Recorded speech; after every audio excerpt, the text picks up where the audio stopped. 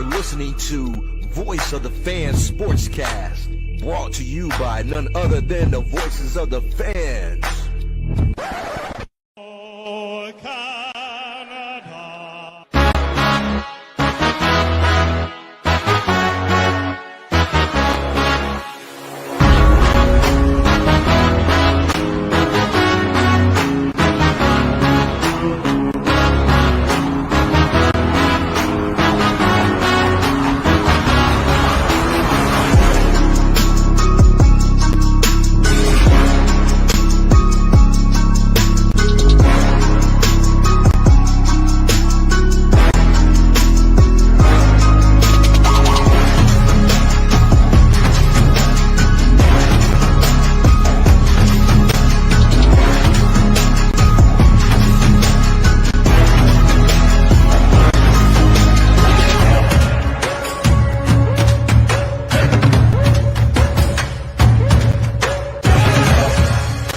It is Monday, the 7th of April. This is Voice of the Fans Canada. I'm Randy Katarey. We are live on YouTube at VOF Canada. Thank you so much for joining us. As well, if you have downloaded tonight's episode off of your favorite podcatcher, thank you so much for the download. On tonight's episode, Major League Baseball is in full swing, and the Juan Soto experience has begun with the New York Mets. As well, the LA Dodgers and their pursuit to defend the World Series championship from last year has also begun. Vladimir Guerrero will be north of the U.S. border for a very long time and will be a very rich man. There is a new goal-scoring king in the National Hockey League. Alexander Ovechkin surpassed Wayne Gretzky this past weekend with a usual rocket from the left side of the ice, like he always is, on Sunday against the New York Islanders. We are going to stay with hockey and take a look at how hockey is being absorbed in the United States, especially after the very successful Four Nations face-off. And there's a big basketball game set to tip off in less than an hour. The men's Division I basketball final between the number one seed Florida Gators and number one seed Houston Cougars will tip off in San Antonio. The Gators looking for their first title since 2007. The Cougars, their first crown potentially in school history. There, of course, is a lot more. The Roundtable has assembled once again. Back with us, Neel Katarey. Neel, how are you? Good to be back, Randy. It's great to have you back. Thank you so much for joining us. And from south of our border, it's amazing they agreed to join me tonight, especially with the basketball game going on. So internally, I'm sure they're hoping that Kure will be as quick as possible so they can watch the big game. First up, he's always talking sports with Jake. Find him at CardyJ3152 on Twitter. He is Long Island strong, but he is killing it right now in grad school down up the street in Connecticut. He is Jake Cardinale, back once again. Jake, what's going on? I'm doing good. I'm happy that school is almost over. School is almost over, yes. Neel and I know that feeling all too well, the joy of ending school. Of course, Neel did a lot more school than me, but that's another story. Speaking of talking, he is talking baseball with Sal Angelotti on WBCB Radio in Philadelphia as well. You can find him at Rider University 1077 The Bronx. Matt Siriani is back once again. Matty, how are you, my man? Oh my goodness, it's good to be back on this show. I remember when you messaged me at 10:58 this morning. I said yes in like 30 seconds. I messaged you and Jake. Yes. I messaged you guys, and it was short notice. I was like, these guys have lives. They have so much going on. They're in school. You guys are doing 9,000 radio shows and have so much going on. The fact that you guys joined me and Neel, thank you so much, boys. It's going to be a great episode as always. But let's get into it, and let's get into a pretty darn big basketball game that's happening tonight. In less than an hour, as mentioned, the Gators and the Cougars will determine the best in Division I men's basketball. And, I'm going to throw it to the floor in a general sense. Are you guys excited for the big game?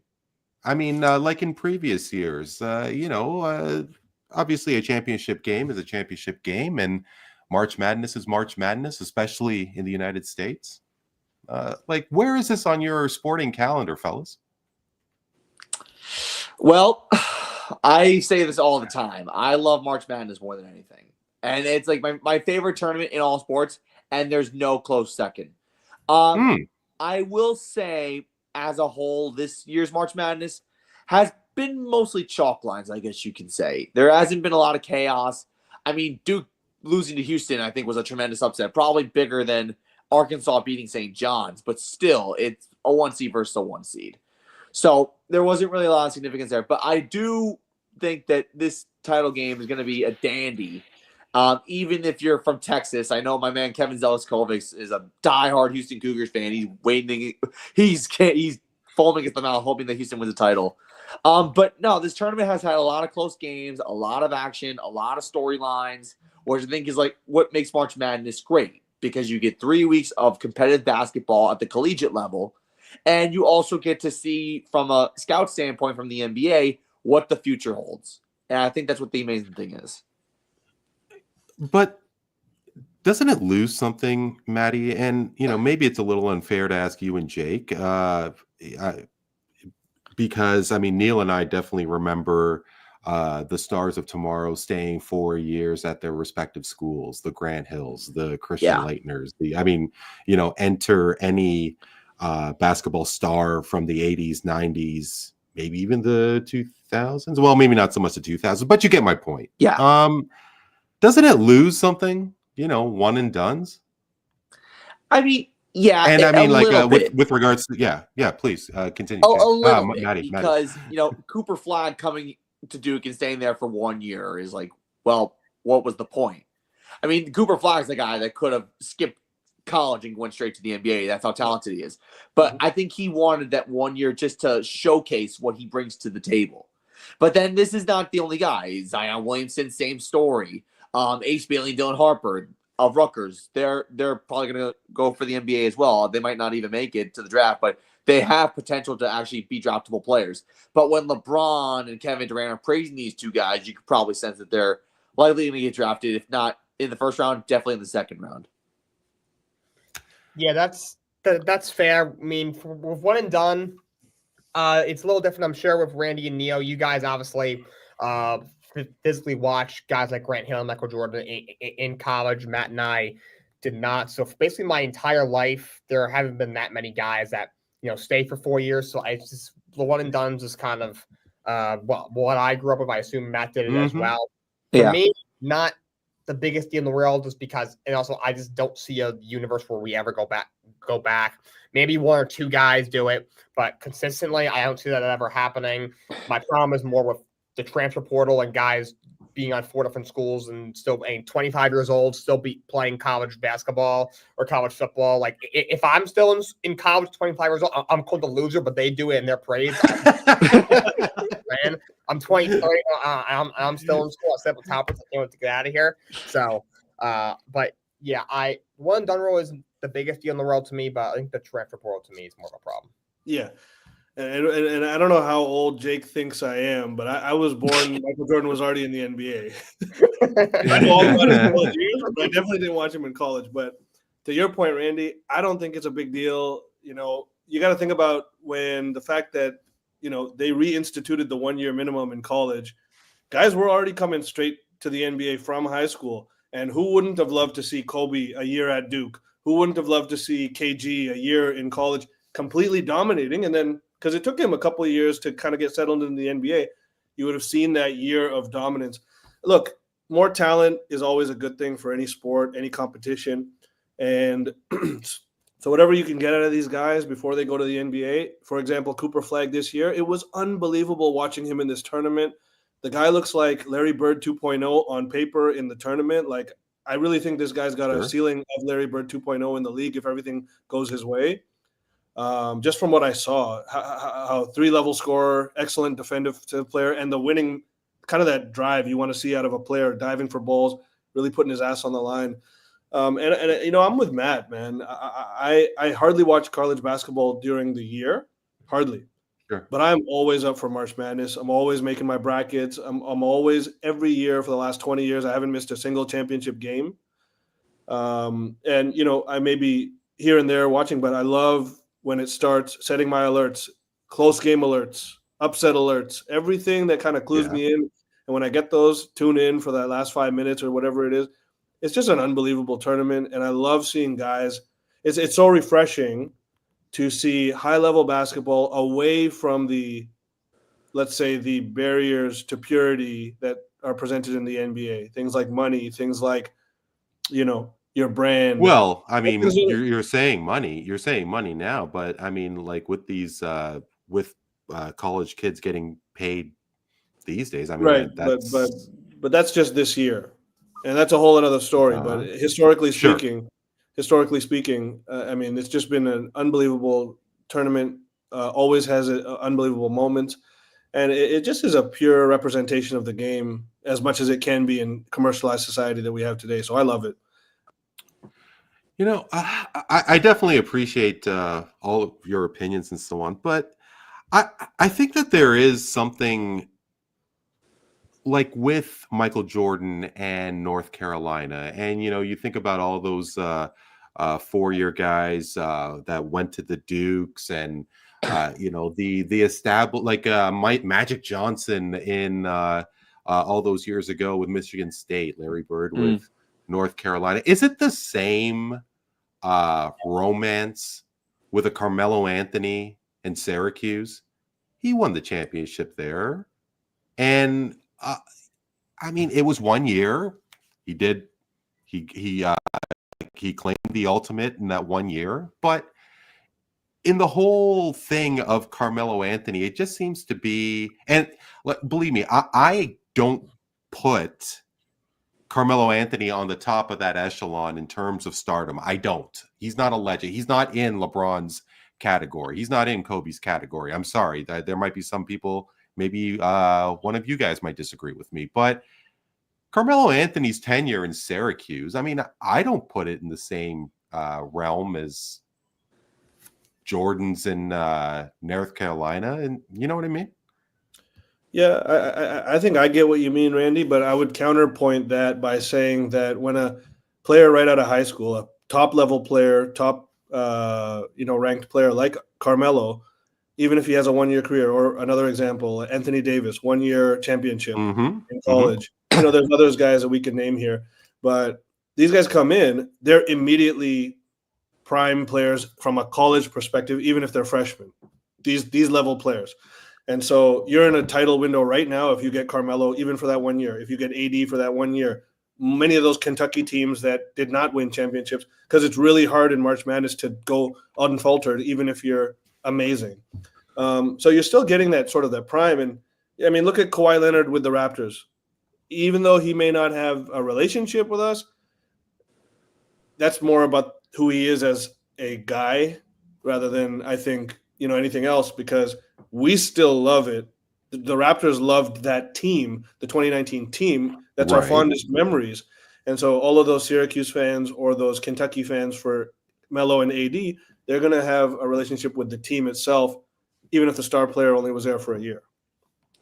Yeah, and I also to counter that and also add on to that point, you know, just because you went to school for a year doesn't mean you distance yourself from the university. You're like once a Duke Blue Devil, always a Duke Blue Devil. Like you're going to be part of Mike Krzyzewski's legendary list of players.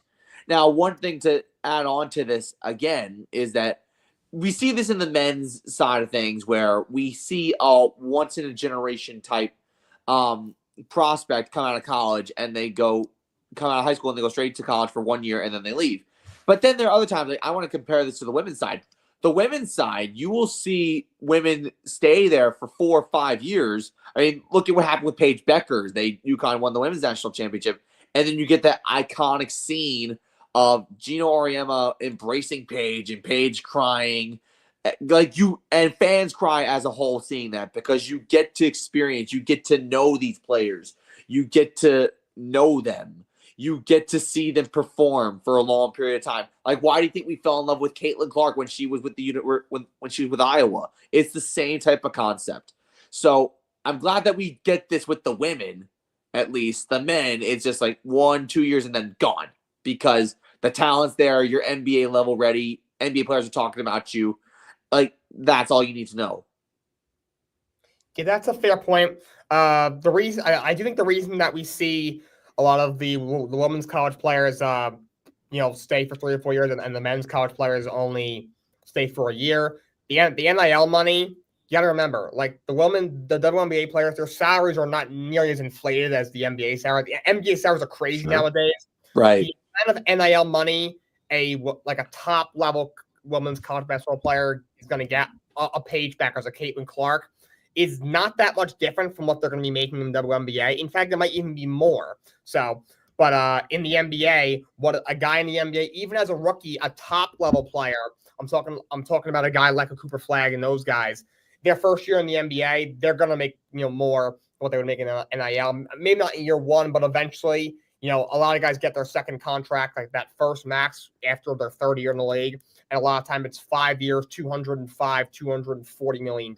So by the time it's their fourth year in the league, they're making $40-50 million a year. On the women's basketball side, I think we don't see that. So they're more inclined to go back because the NIL deal they're getting is the same, if not more, than what they're going to be getting. If not, it's just not worth it for them to come out early. Right. I think that's why we see that. But that's right. We really only get that feeling of like, oh, a guy stays for 4 years.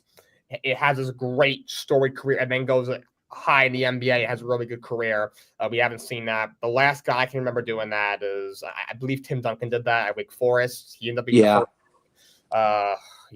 that's the last of these like player of like that echelon. Maybe a guy who's an average player did it, but like a top echelon player is the last guy that I can remember. That was at this point pushing 25 years ago. Yeah, Neel, I believe Fred VanVleet went 4 years at Wichita State. Right, but he wasn't a top-ranked player. He was undrafted. Of course. Yeah, no, for sure. But, Jake, you mentioned you kind of danced around something that I want to throw it to you guys. And you mentioned, of course, that the WNBA contracts are what they are. And, of course, the WNBA schedule is what it is. They don't play an 82-game season. But obviously, it's on the rise. And revenue is going to be on the rise. And to bring it back to a college sense, are we going to see one-and-dones in women's basketball in college? I mean, I don't see why not. I apologize. I don't know how many teams are in the WNBA, but maybe it's going to get to a point where there's mid-20 teams. Could they even get to 30? I mean, I think especially north of our border here, north of your border, excuse me, Vancouver, I think would be fantastic for the WNBA, and you could only imagine they're going to have an influx of expansion teams in the next few years. What do you guys think? Go ahead. Well, to answer your question about the WNBA teams, they actually expanded to 14. They added one 14. In Canada. Yeah. I forget what area in Canada. It's in Toronto. Toronto Temple. It's in Toronto. Yeah. So they added one in Toronto, and they added one in the Golden State area in California. So there's 14 WNBA teams. Now, as far as the one-and-dones in women's college basketball, that might be coming. And here's why. Because recently, the number one recruit from high school women's college basketball, Aaliyah Chavez, who committed to Oklahoma, is seen as the next big thing. A three-point specialist at the high school level. And when she comes to the college level and she goes to Oklahoma, she's going to propel that school to new heights. And I think she's going to say, you know what? I'm up for a challenge after 1 or 2 years. Because women's college basketball, the stars, they want to get more money. They want more popularity. And you can see the WNBA is on the rise with the addition of Caitlin Clark. And when Paige Beckers goes there, it's going to it's going to skyrocket popularity-wise even more. Mhm. And think of it in like 3-4 years' time. I don't know how long Aaliyah Chavez is going to stay in Oklahoma for, but when she goes, if you've seen her high school footage, she's box office Steph Curry-like attraction. That's how good she is. Okay. Jake, I think you were about to say something. I think we'll see it eventually. I'm not sure if it'll be super soon because I just think that again, the NIL money they're going to get. I'm thinking like a top level, like a Caitlin Clark, like a Paige Buckers, the incoming player that Matt just mentioned. Because of how low the salary is in WNBA, I'm going back to that. However, Randy, you're right. The league is on the rise. You have a Caitlin Clark there, so you probably have a player like that. You have Paige Becker's coming into the league. She's, I would think, the number one pick in the draft. Whoever this incoming player is for Oklahoma, next couple of years, we'll see her in the WNBA. Sure. Trending in the right direction. I think eventually we will see some one and dones in WNBA. They'll create more revenue. A lot of the players are saying that we got to create some sort of a CBA so we can get part of the revenue like the guys get in the NBA. And I think eventually the way the league is going, if they continue on this path, we will get there. Yeah, and I just want to add, Randy, on a previous episode, when Caitlin Clark was actually, this was probably when she was getting drafted. So coming off that amazing near title run, championship game run anyways, but that's end of her storied career, that last year with her and Angel Reese sort of dominating headlines like women's sports hasn't seen, especially women's basketball. I kind of made a comment on one of the previous pods that this is sort of the women's version of Larry Bird and Magic Johnson from back in the day. And you think about, the women's game, it's sort of still it's maybe reaching that phase of the modern women's game now starting. Same way the modern NBA, the modern pro game started with Bird and Magic being drafted in a sense. And prior to that, you were seeing a lot more of guys spending multiple years in college. Jordan, Olajuwon, all of the stars that came before them, a lot of them doing that. There was not much of this one and done type stuff.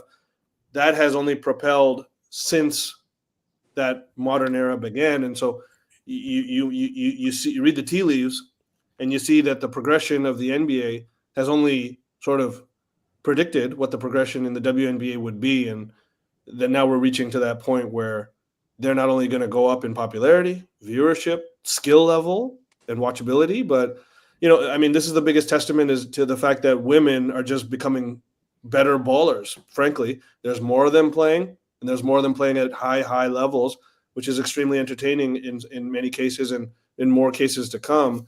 And that's a testament to them as a whole.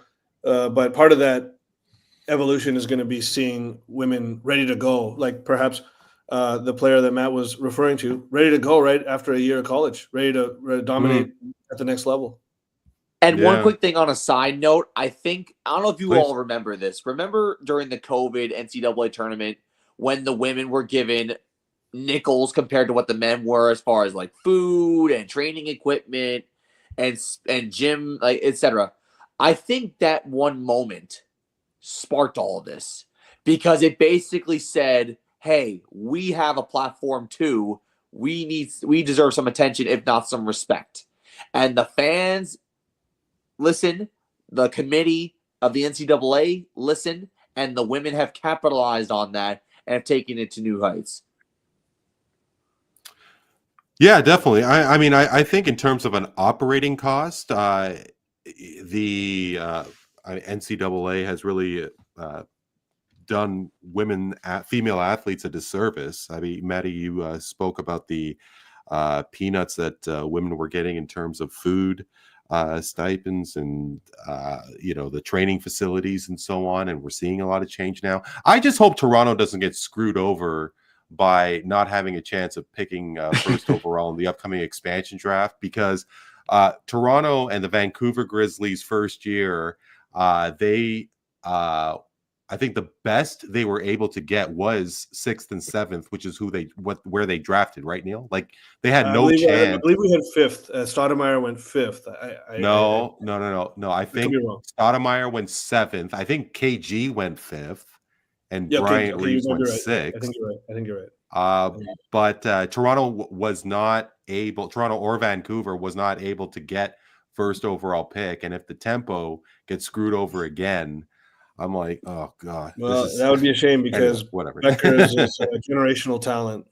She is generational. That would be the next iteration of Vince Carter, especially in this country. If Paige Becker's not only gets drafted by Toronto, but then has that kind of career. But maybe Neel Cohen or Serena Williams can grease some wheels.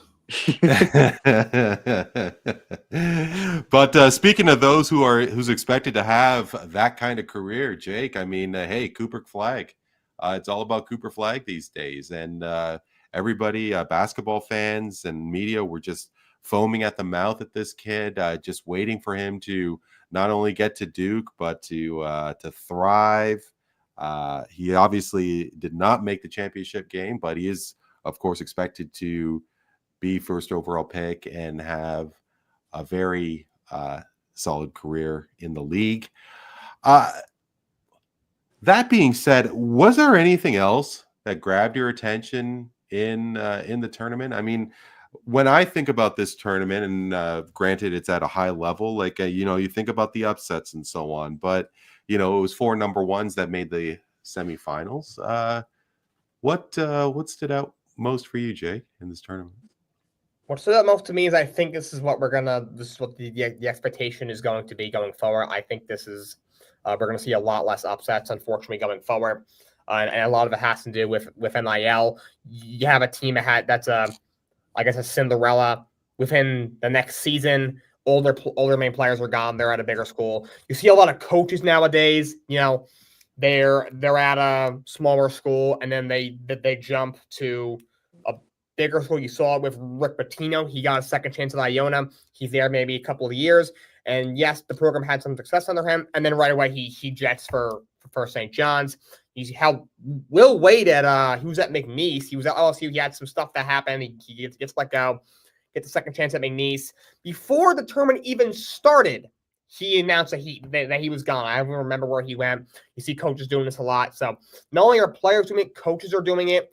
I don't see us ever really seeing a St. Peter's as a 15th team going to the Elite Eight, or a Loyola Chicago having a deep run, or I think Syracuse a couple of times was like a 10 or 11 and went to the Final Four. I don't see us really ever seeing that again. I mean, the closest we got in this tournament, Arkansas was a 10 seed, was in the Sweet 16. They're also coached by John Calipari and are, to me, kind of built for March Madness. They were just deadly bad, just not bad, but deadly bad as in really good, just bad for them conference because the conference is so loaded in the SEC this year. And other than that, I think BYU as a 6 seed went to the Sweet 16. I think Michigan might have went to the Elite as a 5. So not a lot. I think it's going to be status quo going forward for this. What I saw, that's what caught my eye, I would say. But don't you think? Do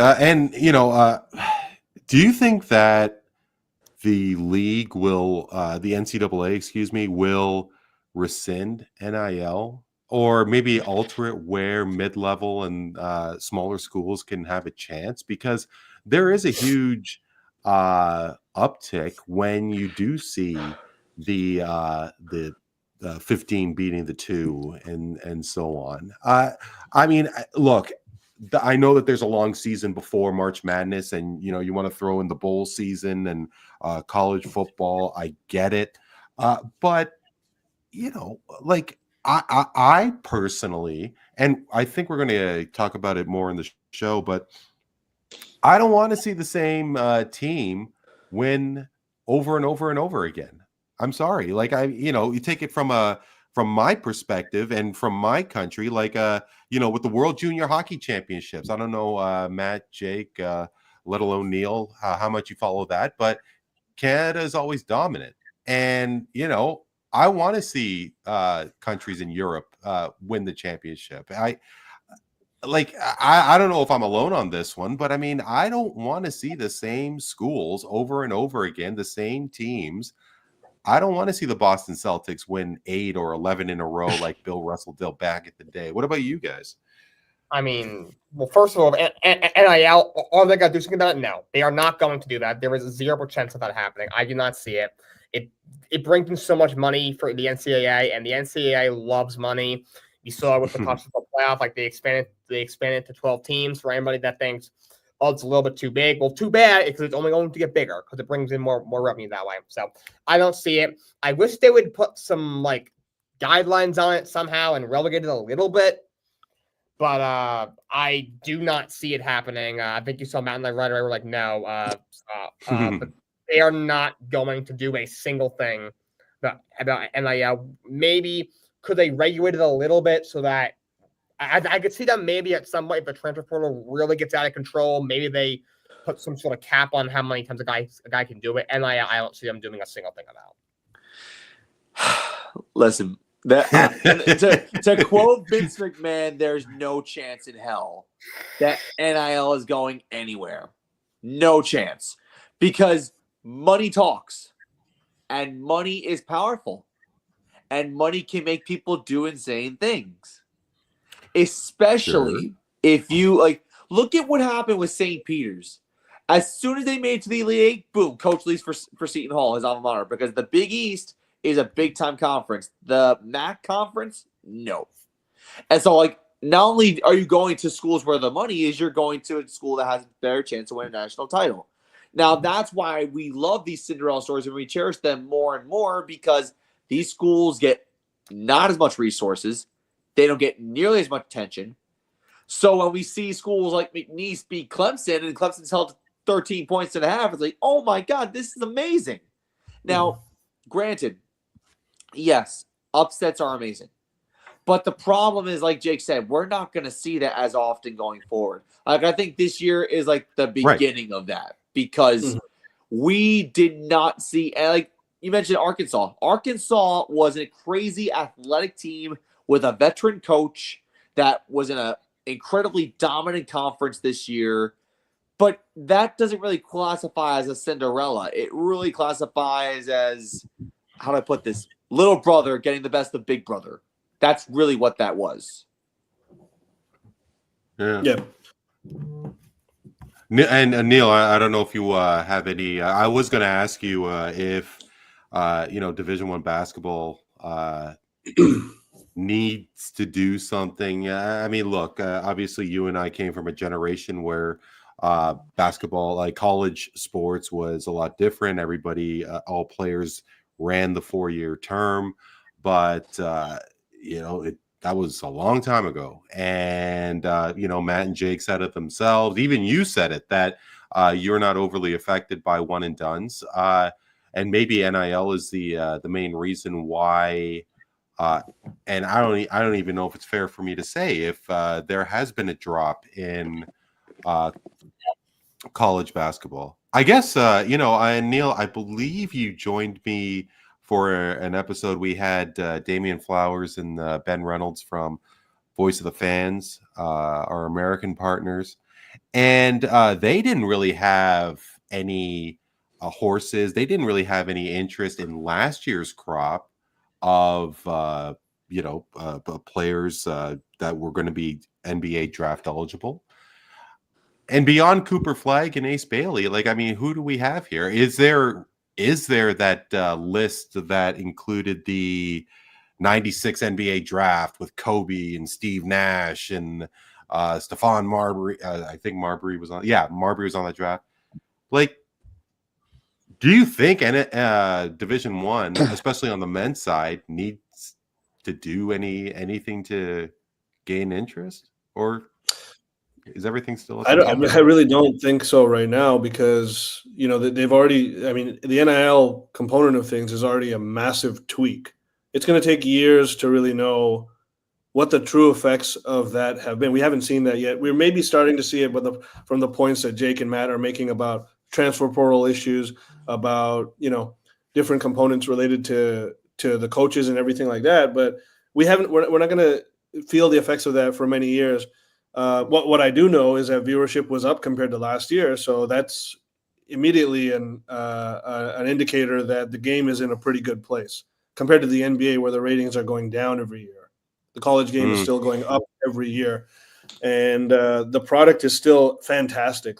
This tournament, even though yes, it was much more chalk, it had the requisite amount of moments, and particularly the Final Four was incredible. One of the better Final Fours I've ever seen, and perhaps that doesn't happen if the whole field has more parity. I do think NIL, as these guys alluded to, all of these changes is going to create a more top-heavy league when you consider the NCAA as an entire league, and that is probably going to make for better Final Fours, but maybe not as good tournaments as a whole. With the fact that Cinderellas are one of the best parts of the tournament. Right. And again, as far as NIL, look, once you roll a snowball down a hill, there's a certain point at which that snowball ain't stopping. And that has reached this point already. Just to get to the fact that NIL was implemented, the snowball already got too big for anyone to stop it. And it's just going to keep on rolling and getting bigger and bigger. And the manifestations of that are just going to keep getting more profound. Yeah, perhaps. I mean, maybe NIL is, that freight train that there's nothing they could do because money makes the world go round. And, Maddie, I was going to ask you about the women's tournament. Paige Becker's left on top as the Huskies won the women's Division I. And, I think it's very fair to say that the women's, not only in March Madness, but just basketball as a whole has just is seeing is reaching uncharted heights, and they're only continuing to rise. I don't know.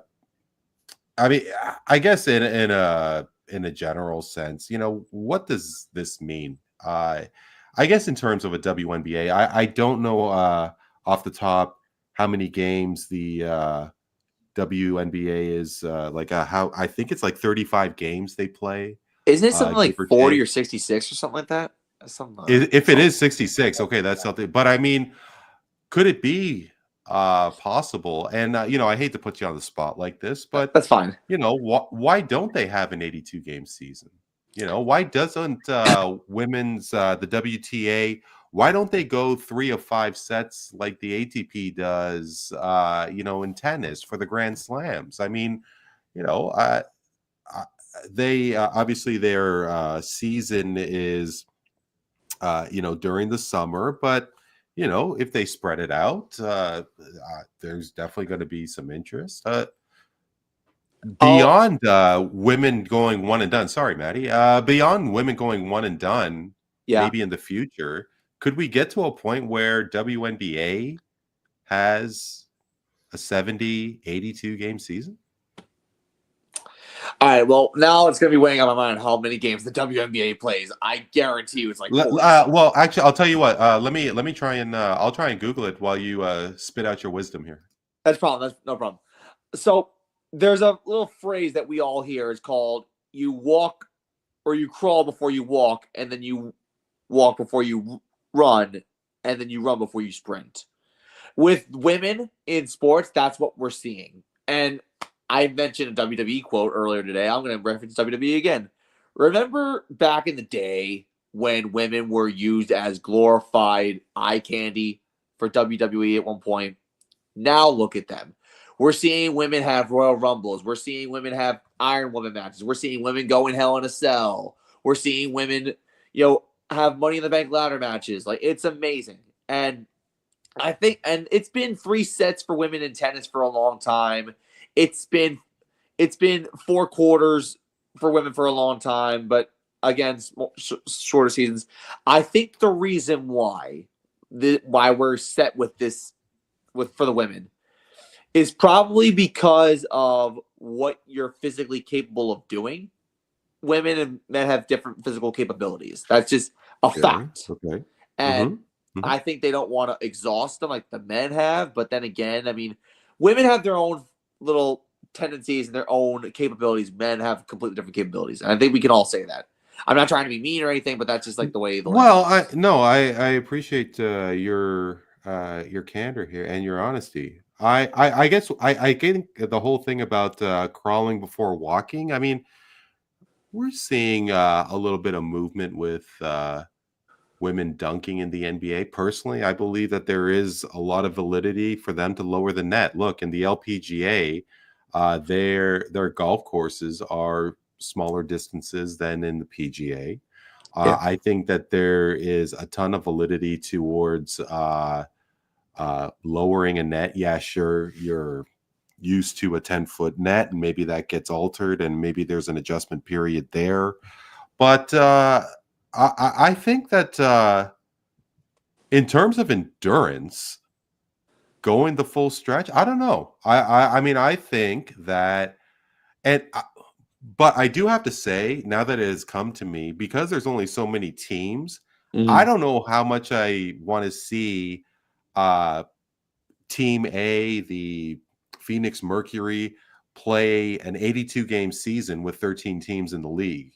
I think, seeing the team over and over and over again, maybe that might be a problem. But I mean, if they do get to 25 plus, obviously the season's going to expand. Right. I think that there is something to that, and I think it's going to be a lot more the norm. And with soccer, I mean, they play the same dimensions as the men, and I mean, I think women's soccer is really captivating football for sure. I'm really intrigued with how women's sports evolves over the next little while. And Toronto still better not get screwed like they did in the NBA when the Raptors got so hosed in that year. Anyway, but I definitely digress. Jake, I mean, one team that did not really get screwed during the offseason in Major League Baseball is the New York Mets. I mean, hello, Steve Cohen. I mean, look, I'm a nice guy, Steve. Why don't you throw over a couple $100,000 to your boy Randy? They made a massive. They made, we're seeing the second $700 million man, and that is, of course, Juan Soto. He signed for a 15-year ticket for $765 million. And Jake, you are a Mets fan, and you're proud of it. Why the hell is Juan Soto getting $765 million?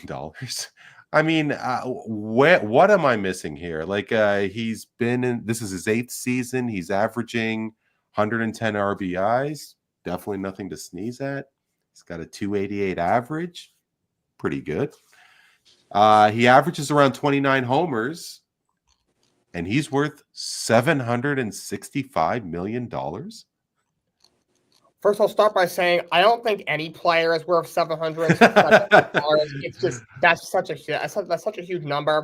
I'll say Shohei Ohtani though. I'll say Ohtani, I mean, Ohtani like maybe. And as for why he got the deal, look, that's obviously an extraordinary number, and I wasn't that surprised though that it was that high, just because the luxury tax threshold that once you go over it, you get penalized. It's with the new CBA that they did, it climbs every year. Second of all, Steve Cohen does not give a rat, what, about the when he bought the Mets, he was worth $14 billion. That was about 5 years ago. He's now worth $22 billion. So he's made $8 billion.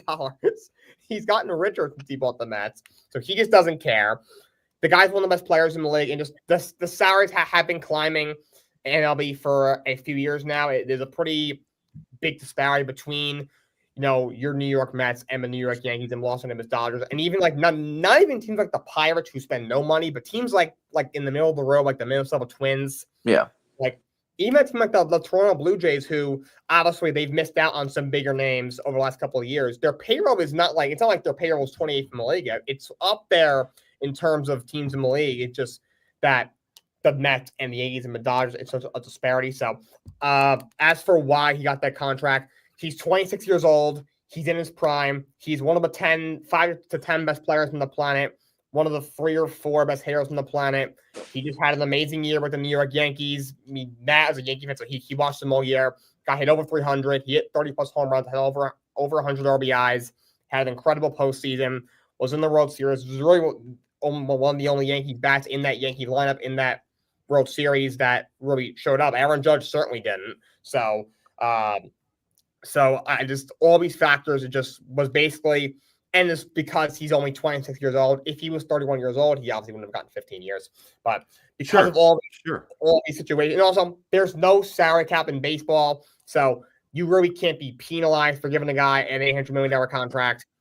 Even if there was, I don't think Steve Cohen would care. In fact, he's going to give somebody $1 billion one day, and it might be in the next 5 years.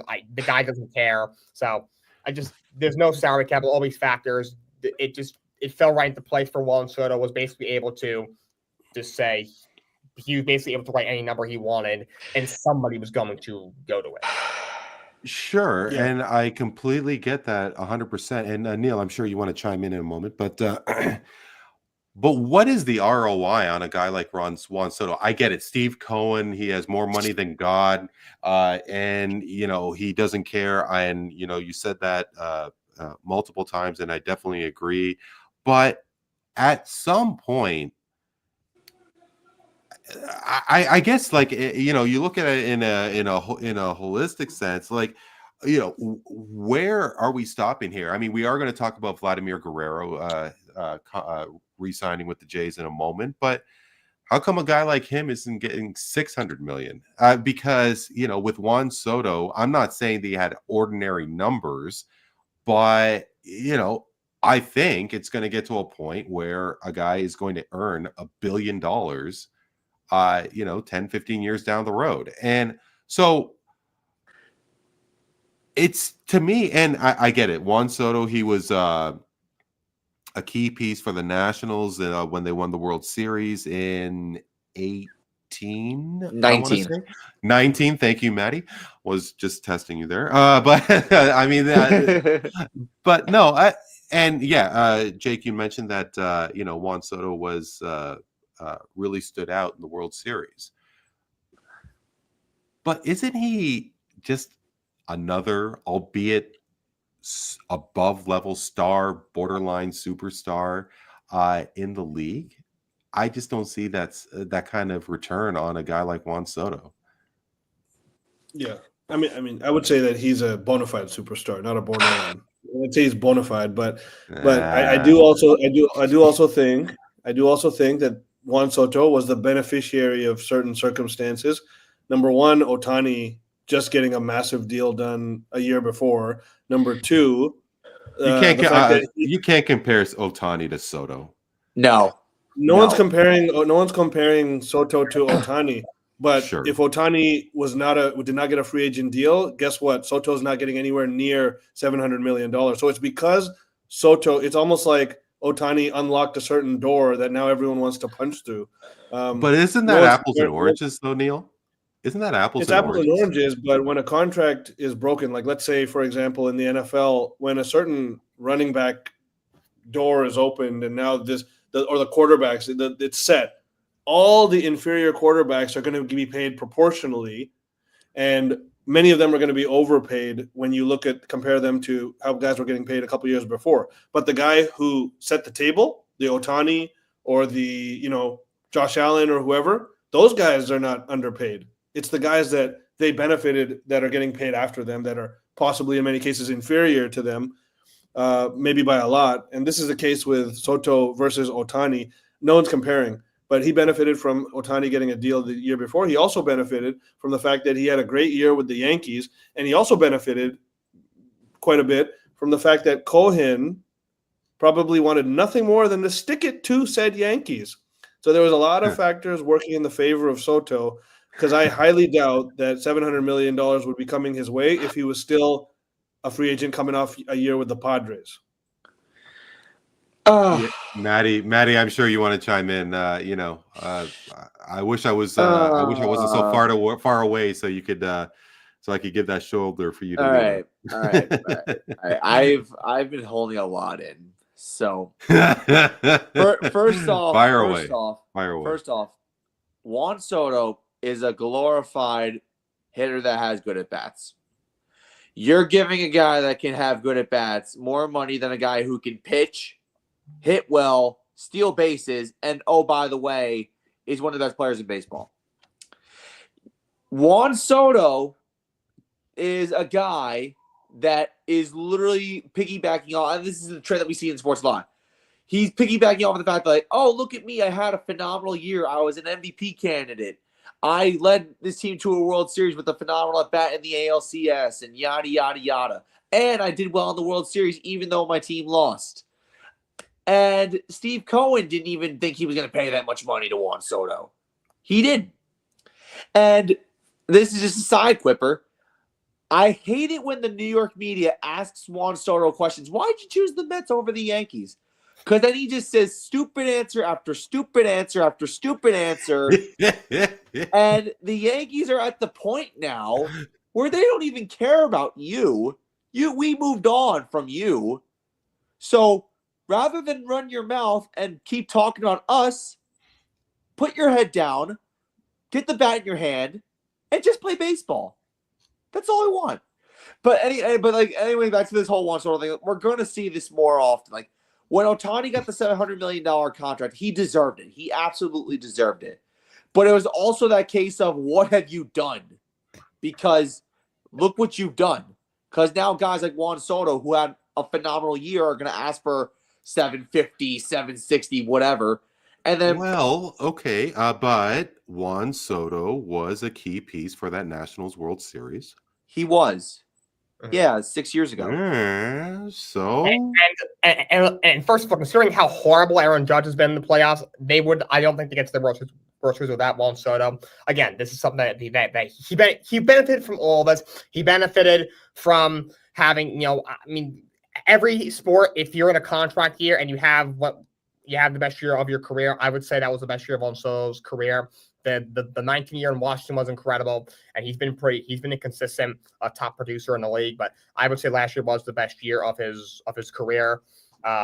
You're obviously going to get your money's going to go up. I've heard a lot of ex-athletes talk about, like, in a contract year, the way they train is different, and just the way they go about their business is different. It's just there's obviously more pressure there. Yeah, I'm not sure if something else that he benefited from, if not just because he signed with the team that he signed with.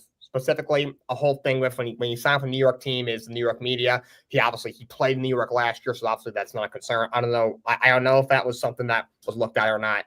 A guy like that's probably less of an issue because of the caliber of player he is. But yeah, he benefited from all these factors for sure. That's fair. I think also, I'm just thinking about this off the top of my head. I know Steve Cohen loves to throw money, and that's a guy that you would absolutely love to give you your paycheck. You could literally tell Steve Cohen, hey, I worked on the marketing for 6 months and we raised our views got 300% increase, and he'll give you $1 million bonus. Like that. That's the kind of guy Steve Cohen is. But I would love to have an owner like that. Hal Steinbrenner is the kind of guy that would literally just give you exact change when you could have just given a $20 bill for a chicken tender basket. So yeah, he's not. So Hal and Hank are not like Papa George, huh? No. Yeah, I mean, I kind of knew that. I mean, I got that sense up here, and obviously George was not too shy. Maybe he was the original Steve Cohen. George Steinbrenner, God bless his soul. Yeah, but hey, Maddie. I mean, obviously, as a Yankees fan, and beyond Juan Soto and, of course, Garrett Cole being lost for the season. You lost Clay Holmes, but added Cody Bellinger, Carrasco, Paul Goldschmidt. I mean, you lose A, but you kind of got A plus-ish. I mean, yeah, sure. You lose a couple of studs. I mean, yeah, Maddie, please. Well, after a couple of days of being mad about not getting Juan Soto back, we couldn't tell. You seem that you really held it with pride. No, but to put a positive spin on my earlier frustration, one thing the Yankees did, and I give Brian Cashman and Hal Steinbrenner a lot of credit for this. They thought smarter, not harder. I know it's a business saying, think smarter, not harder, but that's what they did. Rather than spend your entire money and your foundation on one guy, what did you do? You got a starting pitcher, which was beneficial for Garrett Cole going down. You got outfielder. You got Cody Bellinger. You got a new first baseman in Paul Goldschmidt. Yeah, it's 1 year, but still it's something. You improved in other areas to spend your money, and you improved on all positions, not keeping a star to fulfill right field. Plus, you get Aaron Judge back in right field. So I think yes, there's a lot of positives. Like, did losing Juan Soto stink? Yeah, it did for a little bit. It stung. But you know what? If you upgraded in other areas to improve what cost you the World Series, then that's what really matters. I mean, the one thing they probably couldn't have done was probably can Aaron Boone after costing them the World Series. But I'm not going to complain too much about that. But again, like if you improve in multiple areas, that's better than solidifying in one position. That's how I look at it. And I completely agree, because it definitely seems that with baseball, I mean, hell, take a look at where Shohei Ohtani was before he got to LA. I mean, you had the two best players in Ohtani and Mike Trout and with the Angels. And how did they do? Enough said. So, yeah, I mean, would have been cool if, hell, it would have been amazing if Shohei Ohtani found himself in Toronto. But to spend that kind of money for one position, yeah, sure, maybe there would be a solid return, and maybe Toronto could blow its brains out with signing like they just did with Vladimir Guerrero Jr. But Neel, sorry to be so roundabout about it, but what if Shohei Ohtani signed with Toronto and it was however many years at $700 million? I mean, would Guerrero's contract of 14 years, $500 million, would that number have been different? There was a lot of talk, especially with Guerrero and the Blue Jays being in Jake's ballpark, Citi Field, that there was a little bit of apprehension with Jays fans. Could Vladimir Guerrero Jr. find himself in New York? He even said that the Yankees were a possibility before he said that signing with the Yankees was not in his best interest. What did you make of the Guerrero signing? And are you happy that he's sticking around in Toronto? Yeah, I'm definitely happy. And, I guess the major reason is, the deal is a win. For this reason, most of all, is that it would have been a complete catastrophe if he left. So from my opinion, I think catastrophe is not putting it too lightly, because, right now we have a best case scenario of a real contention window over the next few years. I think so. Now with he being possibly more locked in, and we know what he can do. He had actually a good season last year. He's been a top 2 MVP candidate in the past. The guy is a stud. There's some deficiencies in his game, and he still has room to get better. But when you have a player like this who has started his career off the way that he has, you can't let them go, especially if you're a star-starved market that keeps getting beat out or used by other teams and players, the aforementioned Ohtani, as basically trade bait, fodder, or negotiation patsies in them negotiating their own contracts, but ultimately just teasing us, and it extends to other sports, the Raptors in particular. Like, when we keep the guy that not only has started with us since he was 16 years old, but the guy who has always said he wants to stay with Toronto. In fact, he's been more loyal to Toronto than Toronto has been to him. Well, and that's another thing very quickly, because how many times did the Jays take Guerrero to arbitration? And that's what I was trying to say. Yeah, is that exactly. They had many chances to get a way more team friendly deal. They messed up those chances, and I say it's a win for the Jays and Jays fans, but I don't see it as a huge win for the Jays management, because they messed up not doing this a lot earlier and playing with fire over and over again, and now they got burned a little bit with this price tag. That being said, you had to do it. I mean, we're looking at a guy look, he's got a top 40 in MLB history for WRC plus, which is a major hitting statistic, all around hitting statistic, and I mean that's in history, and that means he's an elite company entering an age 26 season. That's what the stat was for. I mean, that's elite when you talk about certain things, and it also, I think, now that we have him locked up, it makes a lot of sense. or sorry to say, the other moves that we made this offseason make more sense now. For example, Andre Jimenez and Anthony Santander, these guys were never meant to be stars. They were meant to be complementary pieces. When you have stars, they play a role that's much more suited to them and what they can bring to the team. And it would have been just a tough thing to swallow if Vladdy left. And, what do we do with Bichette then? Because now I think it's pretty clear Bichette probably doesn't have a future with us, considering that our top prospect is also a shortstop. And, we'll just have to see how that goes.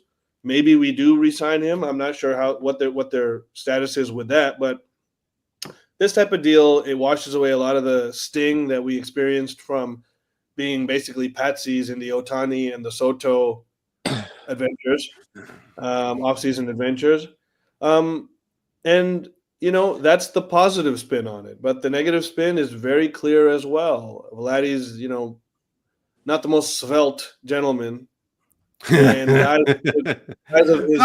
he's toning it down. He's toning it down, but still, guys of his physique, of their relative rotundness, they generally are very good, but they have early, downturns. And we're talking about guys like the one that comes to mind, probably my favorite player in history is Albert Pujols. And he was better. He's better than Vladdy. He's going to be, Vladdy will never, in my opinion, reach the heights and the accomplishments that Pujols did. But Pujols had a significant downturn in his early 30s, and he became, an overpaid player when he was on the massive contract. There's a lot of cases you could point to, Prince Fielder. There's many more. And so I think there's a huge downside risk to the second half of this contract. But there's a big-time upside risk in the first half of the contract. And the fact that he loves Toronto, is a homegrown star, has all of the elite batting, at least statistics that you would want. Sure. Yeah. No, absolutely. Oh, and I think Neel has just dropped out for a second. I'm sure he'll be back joining us shortly. But we will continue, guys. And we actually do have some breaking news and some very sad news to report that longtime NHLer Greg Millen has passed away at the age of 67. This just happened moments ago. Greg Millen did have a 14-year NHL career with over 200 wins.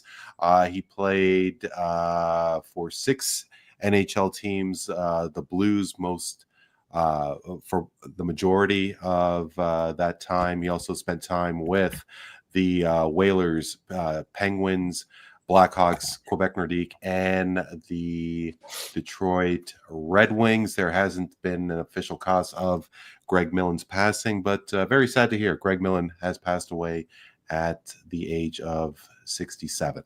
And guys, we will jump right into hockey. It will be interesting to see what Vladdy will do, Neel, of course, for our Toronto Blue Jays. And regarding the NHL, and would be interesting, actually, no, it won't really, if somebody will surpass the Washington Capitals all-time goal-scoring record, because, of course, that will be Alexander Ovechkin. He is on tops.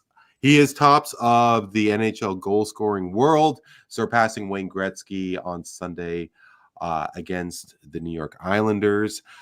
Neel, we do know that you do have an appreciation for hockey, of course, but other sports take precedence, for lack of a better term. And this was quite a record. And it was on a lot of Canadian sports media, and I'm sure Matt and Jake will chime in on what the response is in the U.S. And it looks like Neel has had an issue again with his connection. He'll join us in a moment. But Matty, start with you. How was the coverage in the United States with regards to this goal scoring run? It seems that hockey's getting a little bit of traction these days. Well, the coverage in the United States for Alexander Ovechkin, the Great 8 chase was pretty well followed and well documented, and people tuned in. A lot of people are probably tuned into a Capitals game just to see Ovechkin see if he scored a goal or 2 goals or even a hat trick. And it's funny because you were on Sports Symposium, a show that I do twice, and each time you were on, we talked about Ovechkin's pursuit of breaking Gretzky's record. And the first time you came on, it was after Ovechkin got injured. He had his 5 to 6 weeks with a leg injury. And initially we thought, well, it was a disappointment because we thought that this would be a detriment or a path or a barrier of him for him to break the record. Turns out that was not the case. And that's great because you want to see records fall, especially one held by Wayne Gretzky, the greatest hockey player of all time, undisputed. And I remember the second time you came on Sports Symposium, you also said that you'd bet all my money that Ovechkin was not going to rest until he broke the record, even if he had to play another season. Mm-hmm. And thankfully, he doesn't have to worry about that anymore. But I followed this frequently, and I love watching the Capitals play, not just from a hockey standpoint, but watching them as a team, feeding him the puck every now and then to try and get him to go 1 goal closer to the record. Watching them show sportsmanship to guys like Marc-Andre Fleury, or even like the Chicago Blackhawks, showing sportsmanship. That's the kind of class that a team as a whole, whether it's hockey or basketball, whatever the sport is, that's the kind of sportsmanship you should have.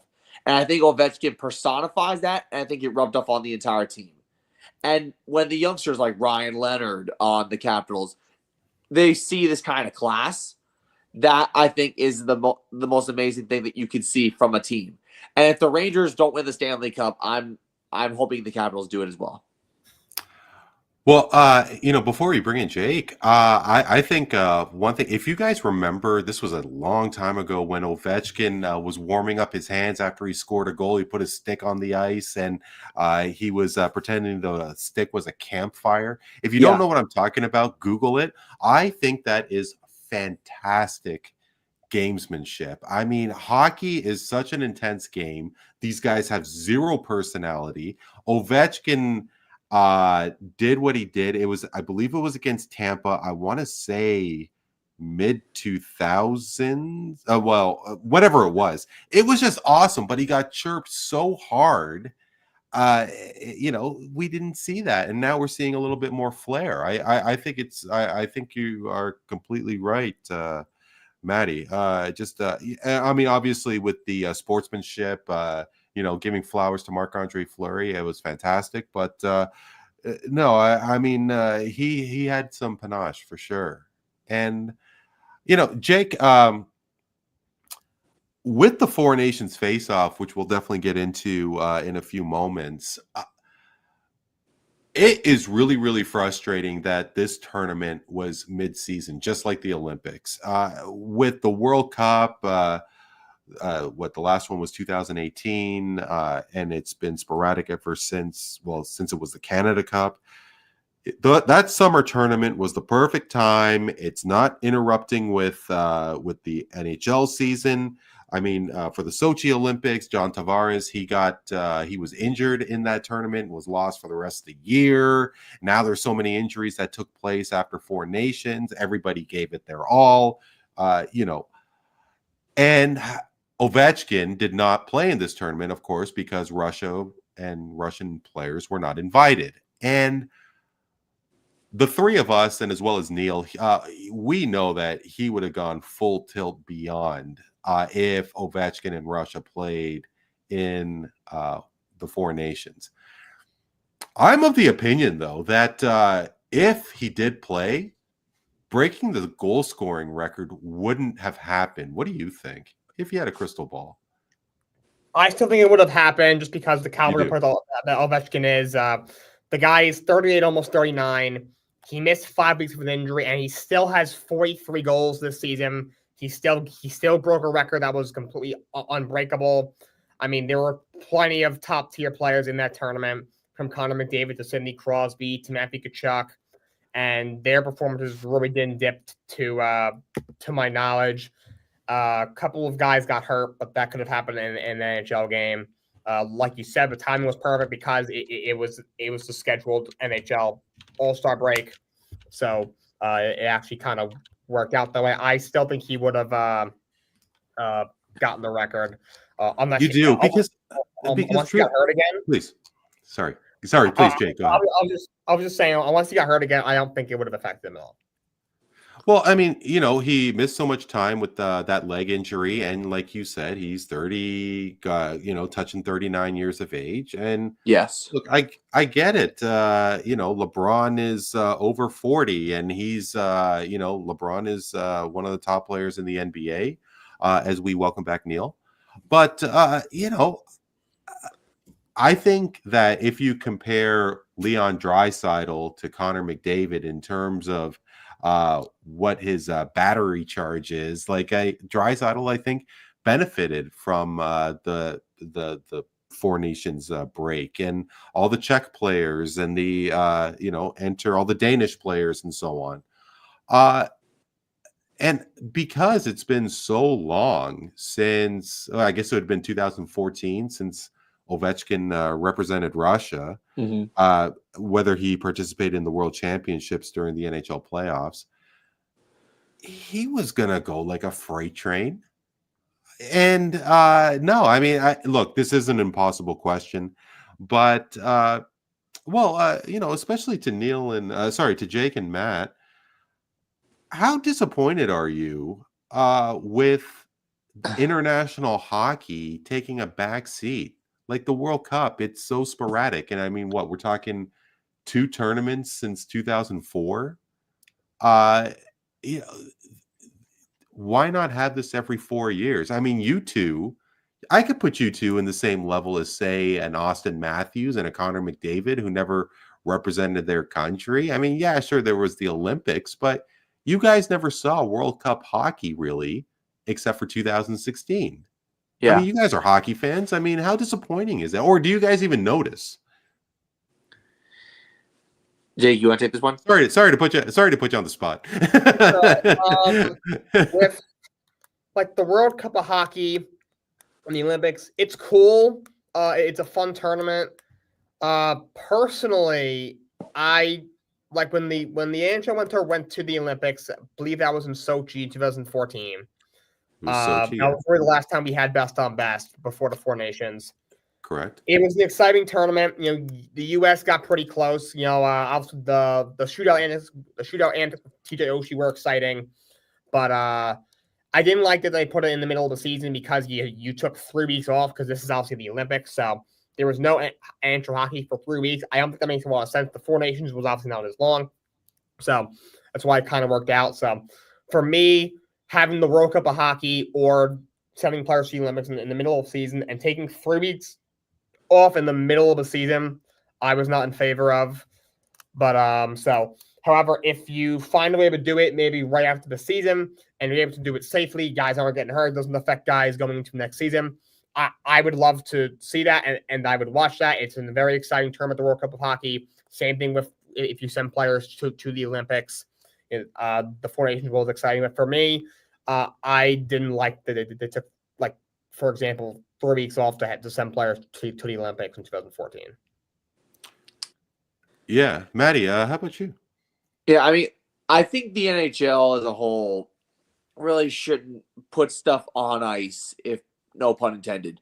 Yeah. Just for the sake of international play. I mean, international play, it's kind of like it's important because you're representing your country. And we've seen players in the NHL, want to go out and be patriotic, support their country, but that doesn't mean that it hurts the NHL in their season and what they do for a living, because it's their pride, it's their passion. This is what they love to do. But playing for your country, that's a whole other level than playing for a Stanley Cup trophy. I could say that, like, wholeheartedly. But just imagine, like, if during baseball, flipping sports here, imagine if baseball put their season on hold during the Summer Olympics in like 2024, 2028, and baseball players were to go to wherever the Olympics were being. Well, it's going to be in California in 2028, but so I guess they could do that then. But just imagine. Aren't they, Maddie, sorry, aren't they thinking about baseball for Brisbane 2032? That is correct. Yeah. So this is going to happen for Major League Baseball in 2032, correct? That is correct. That Yeah. is correct. Please, sorry, go ahead, continue. So, like, right now, like, to put this in perspective, let's just say baseball in 2032 paused their season because they were sending major league players to play for the Olympics, to play for a gold medal. That should be an exemption from pausing the season. That should be an exemption from your job, because playing for a gold medal is everything. That's worth more than playing for 5 consecutive World Series titles. Like, that should be the same should go for hockey. You should never, ever, ever pause something just because you're playing for a gold medal. Now, I don't know if scabs are the answer, but again, like, you should, but you should find some type of creative way to at least make it plausible for players to play during an Olympic break. That's how I see it. Maddie, I think, however, and obviously the schedule for Brisbane 2032 hasn't been confirmed yet, but because the seasons are so different, like their summer is in December, January, and so on, like there. And if I remember, Neel, there's probably no way that you're going to remember. I believe the Sydney Olympics in 2000 was in the 3rd week of September. So if the Olympics in Brisbane is in November, that is a perfect time for Major League Baseball to send players to the Olympics. I don't know if it's going to happen, though. That would be amazing. But I mean, like, this is speculation, because I don't know if Brisbane is going to have their Olympics in November, December. I think, that would be something, because World Baseball Classic, I think, is fantastic theater. Yes. And yeah, I love it. I don't know why it's in March. It should be in November. It should be in December. Should not. Problem for sure. It's a little tough because obviously you can't put it in the summertime because it's middle of the season. You really can't put it at the end of or right after the season because of the NFL, which is the only issue with November. You know, it would be even worse if you did it in December.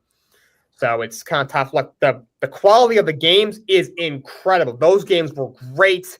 You had just so many great games, so many great moments. So the problem is if the guy gets hurt, they could miss the entire season. Like, obviously we saw it with the Mets with Edwin Diaz. Yeah. Years ago, that was a big blow to the Mets because he was coming off an historic year as a relief pitcher. And so anyone who gets hurt, if you get hurt, 2 weeks before the season, if you have a really bad injury, you're not playing that season in a game that didn't count towards the team's record. However, if you do it in November, maybe they can at some point get back so that does that too. But the World Baseball Classic is phenomenal. It's great. Just the timing, unfortunately, is very, very poor. It should not be right before the season. Right. It's spring training. It makes no sense. Well, and here's another question I'm going to spring on you boys, and I'm really, really sorry to do this for the 3 of you. And Jake, I completely, it's obvious that it's football season, November, December. The games are on Sunday, Monday, Thursday. Can you have the World Baseball Classic on Thursday, avoid Sunday? Is that possible? Let's say work around the NFL season, especially. I think that you could have a World Baseball Classic in November or early December, not have it on Sunday, but Thursday and Monday, I mean, sometimes those games are hit and miss, aren't they? I mean, Thursday, a lot of these games are not good. I think it's done on purpose because the games are only on Amazon Prime. Yes. Monday, most of those games are good for the most part. Obviously, Sunday is Sunday. When it comes to your question, you might be able to pull that off if you avoid Sunday and Monday, maybe. Logistics-wise, can you even do a tournament that way to where you're not playing on Monday or Sunday? I don't know. No, we don't know. No, we don't know. That's possible. Look, I would watch I'm a diehard baseball fan. I would watch the World Baseball Classic. I don't know about somebody else. I can only speak for myself. I would.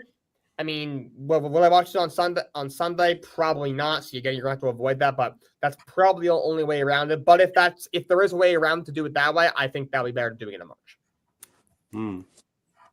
Yeah. Neel, I hope everything is okay on your end. I know that you've had a little difficulty. We've been, talking hockey, and, Matt and Jake has just completely railroaded this conversation. They just completely taken it off the roof. But no, yeah, we're talking little hockey here. And, why don't we get into the Four Nations face-off here, guys? Obviously, it's been a long time since we've had a good international competition. And unfortunately, one of the big, contenders to win any sort of international hockey tournament, Russia, was not a part of this tournament, but we digress. And it was during the NBA All-Star Weekend, which, I'll definitely throw in my comment in a minute. But, Jake, it has been getting close to, 6 weeks since the final between Canada and the United States, and there was a lot of buzz we could see in Canada regarding the United States and hockey. I mean, they just fell in love with this tournament. And, now that we're 6 weeks past, has the tempo continued? Has the momentum continued? Is the U.S. And obviously, we know that there is a following towards hockey, but it's not the same as football and basketball, baseball. Has hockey picked up momentum? I would say it has a little bit. I do think NHL is pretty popular in the United States. I don't think it'll ever be as popular as it is in Canada. I mean, Sure. Toronto, just forget it. How popular? I'll say the two of you know best, but it's. I would say it's definitely the attendance. I don't know what the attendance numbers are, but it has been an exciting second half of the season. The Ovechkin race that we talked about earlier also helped. I think a lot of us were glued to that. Matt mentioned that he was pretty glued to it. I think all of us were. I was glued to the Four Nations. A lot of people here in the States were. Whenever whether it was in the Discord channel that Randy, Matt, and myself are in, or on podcasts like this, whenever someone based in Canada was like, "Oh, you people in the States, you might be missing this." Like, trust me, I am not watching the Knicks. I'm not watching the Pistons over that, and everyone was like, "I am not watching." But Jake, respectfully, there's a lot of people in your country that were missing it, and they caught on with. Hey, when you have 3 fights in 9 seconds in the preliminary game, people were seeing this great product. Beyond yourself, though, with our respect, of course, a large number of people in the U.S., don't really have that appreciation like you and Matt does for hockey. And that is true. And one thing that bothered me, there were some people from not the States who were like, "Oh, people in the States, you're watching the NBA. You're watching the NBA All-Star Weekend, or it's not even the All-Star Weekend anymore. It's a joke." Trust me, no one was watching that absolute crap show that they called the NBA All-Star Game. Nobody was watching that. Everyone was watching the Four Nations, okay? Nobody over here was watching LeBron James and his old ass who can't retire fast enough today. Freaking dribble up the court and shoot a 40-foot shot off the side of the rim. Nobody was watching that crap. I'd love to see the ratings, Jake. I don't know. I'd love to challenge you on that. I guarantee you, nobody over here was watching over the Four Nations. And if they are, get them some help immediately, because, brother, you need some help. Stop it. Get some help, as the Michael Jordan meme would say. Nobody was watching over. But yes, people over here, we watch the Four Nations, and I do think it's led to a little bit of an uptick in watching hockey. It's been, at least for me, and maybe it's a little more because of the Ovechkin chase, but this I would say since the Four Nations got a little more attention over here. Yeah. To add on to please, point, Maddie. Yeah. To add on to Jake's point, I went to a bar for karaoke, and they had the Four Nations tournament on every single TV. Okay. Nobody cared about the NBA All-Star Game. No one cared Northeast about U.S. That's a little different, right? Yeah. But again, if something big is going on, would you rather watch a scab game, or would you rather watch an actual championship tournament. It doesn't matter what the sport is. And I like hockey a lot. So it really Of just course. like I said, I'd rather watch this is just a play reference. I'd rather watch a 2-hour play than a dress rehearsal. That's basically just the way to put it. Like, that's the real thing. The real deal is the Four Nations tournament. And I saw people in that bar dressed in red, white, and blue, watching, anticipating a goal because it was U.S. and Canada. Like, that's what people live for, especially because it's a country thing. Like, I'd rather watch something related to our country than watch dude do a slam dunk contest and play a cheap 4 broadcaster tournament that was the NBA All-Star game. Like, that's what I feel like is more important. Your country comes before anything. And I think that's why people tune to the tournament. But I guess the reason why that I'm so intrigued about this, guys, is because, in the areas that you live, wherever that is, like within New Jersey, Jake, now you're in Connecticut at school, and your hometown is on Long Island. What was the tempo like in Harlem? What's it like in Nebraska? What's it like in these states that don't have pro hockey? And that's what I'm more intrigued about. And, we are seeing, guys like Austin Matthews and Matthew Nyes coming from states like Arizona. And, I guess the reason why that I'm just so intrigued is that, we all are creatures of habit. And Steph Curry, I mean, LeBron even flaked out during the All-Star game. And, that just is, that speaks for itself. But people are still, they're going to go what they're familiar with, right? And that was All-Star Weekend. I mean, it's still a sellout. And actually, Jake, to answer your question, with regards to ratings, now I just grabbed this random website and I have no reason to think it's false. You got a rating of 2.6, 5.4 million viewers were watching. Oh, this was last year's All-Star game. Excuse me. I don't have this year's ratings numbers. But I mean, in terms of, like, I wouldn't be surprised if it was lower. I wouldn't be. But I don't know how much higher it was for the Four Nations. Neel, I don't know if you wanted to chime in on what the three of us have been chatting about, but I guess, Neel, the two of us were too young to remember the Miracle on Ice in 1980. But, for somebody like myself who, is all about sports and, like the sports issues that are away from the ice, the field, the court, whatever. The United States lost an incredible opportunity in really, really blowing this game up after the Miracle on Ice. And, you beat the Red Army in your home land and soil in Lake Placid, New York. And, the New York Islanders won those 4 cups. And still, it's so low on the chain. I don't know if you have any comments regarding this, but you just mean hockey in general, low on the chain in America? Well, yeah, compared to, hey, I mean, like, I don't know how much NASCAR is in, where Jake and Matt live, but NASCAR, especially a couple of years ago, was really on fire. Look at golf. I mean, with PGA. I mean, if you poll all sports fans in the U.S., if they would rather watch a PGA tournament, say on a Friday or Saturday, moving day, versus an above average in terms of interest hockey game, say it was the Rangers and I don't know, the Avalanche or whatever hometown team, I think that they're still going to choose the PGA. Yeah, I mean, what I say to that is that, American sports has always been more towards the sort of the warm weather sports, basketball and football, primarily baseball as well. Those 3 sports. Hockey's always been sort of the little brother to those 3. And part of that is just because it's a cold weather sport. It's, it's associated with the Scandinavian people, Canadians, icy countries, basically.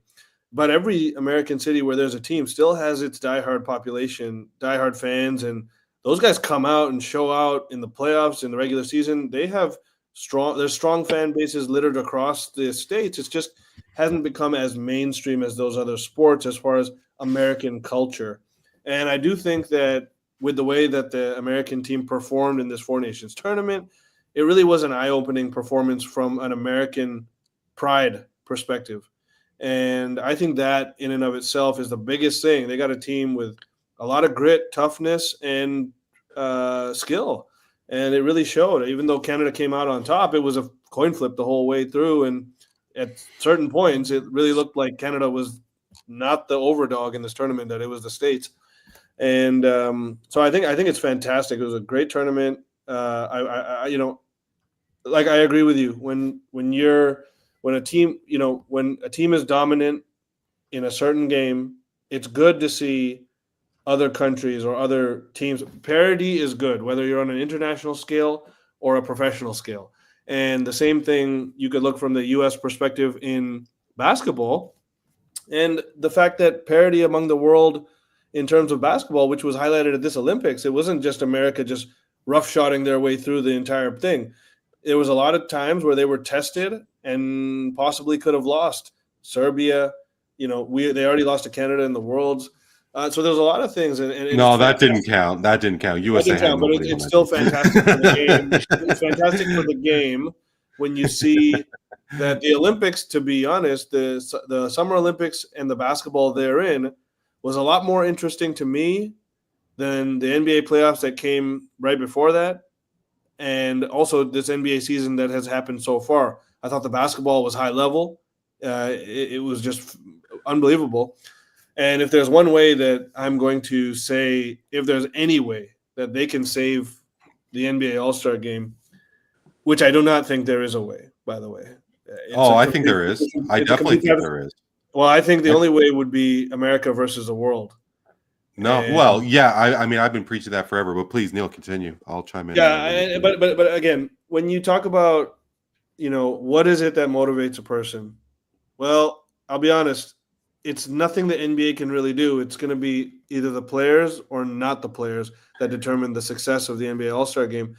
Because, like you say, these hockey players in the Four Nations tournament, that's a tournament where they're really going for pride and hunger for a championship, a legitimate championship that they can hang on their trophy case very proudly. That means a lot, and that had meant a lot to a lot of fans.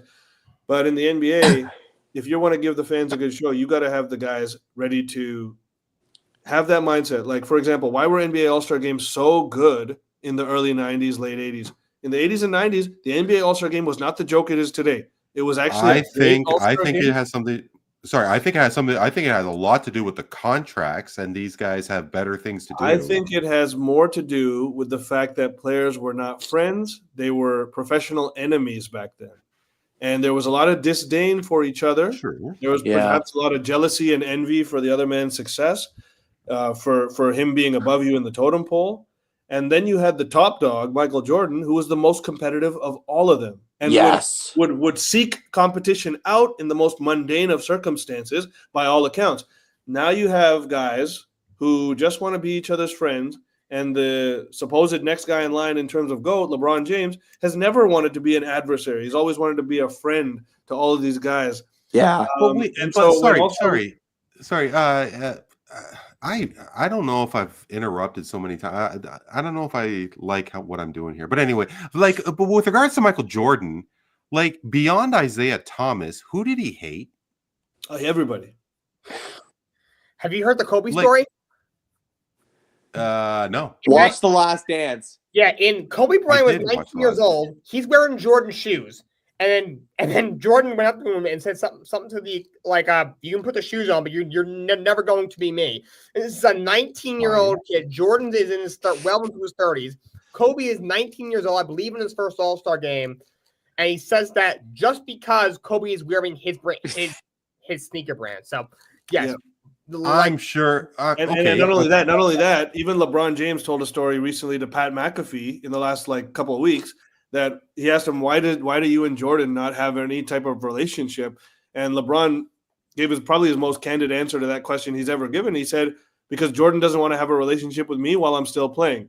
When he doesn't have to look at me putting on what he considers his number 23 jersey, then we'll probably have a relationship after that. So even to this day, the psychotic nature of Michael Jordan is probably a big detriment to his life right now, I have to say. But wait a minute. Michael Jordan was in his late 30s, if not 40, and LeBron James was a teenager. Yeah. Yeah, I mean, the like, fact that the only relationship is that Jordan would have to buy LeBron beer during his first couple years in the league. Like, what are you gonna? What kind of camaraderie are you gonna have with a 19-year-old kid?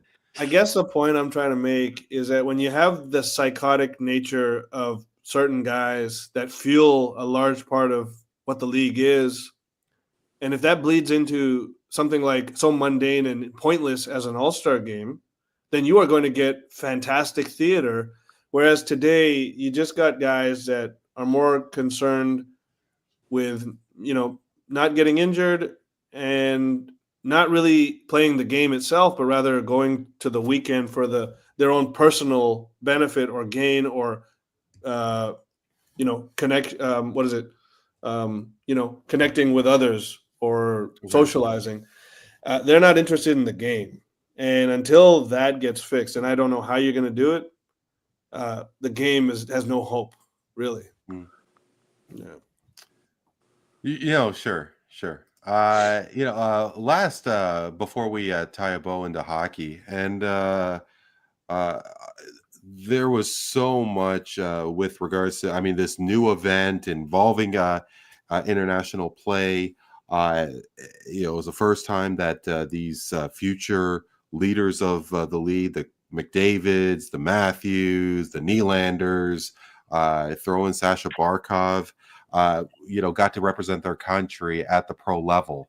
But obviously, Maddie, there was a huge emphasis with everything going on between Canada and the United States.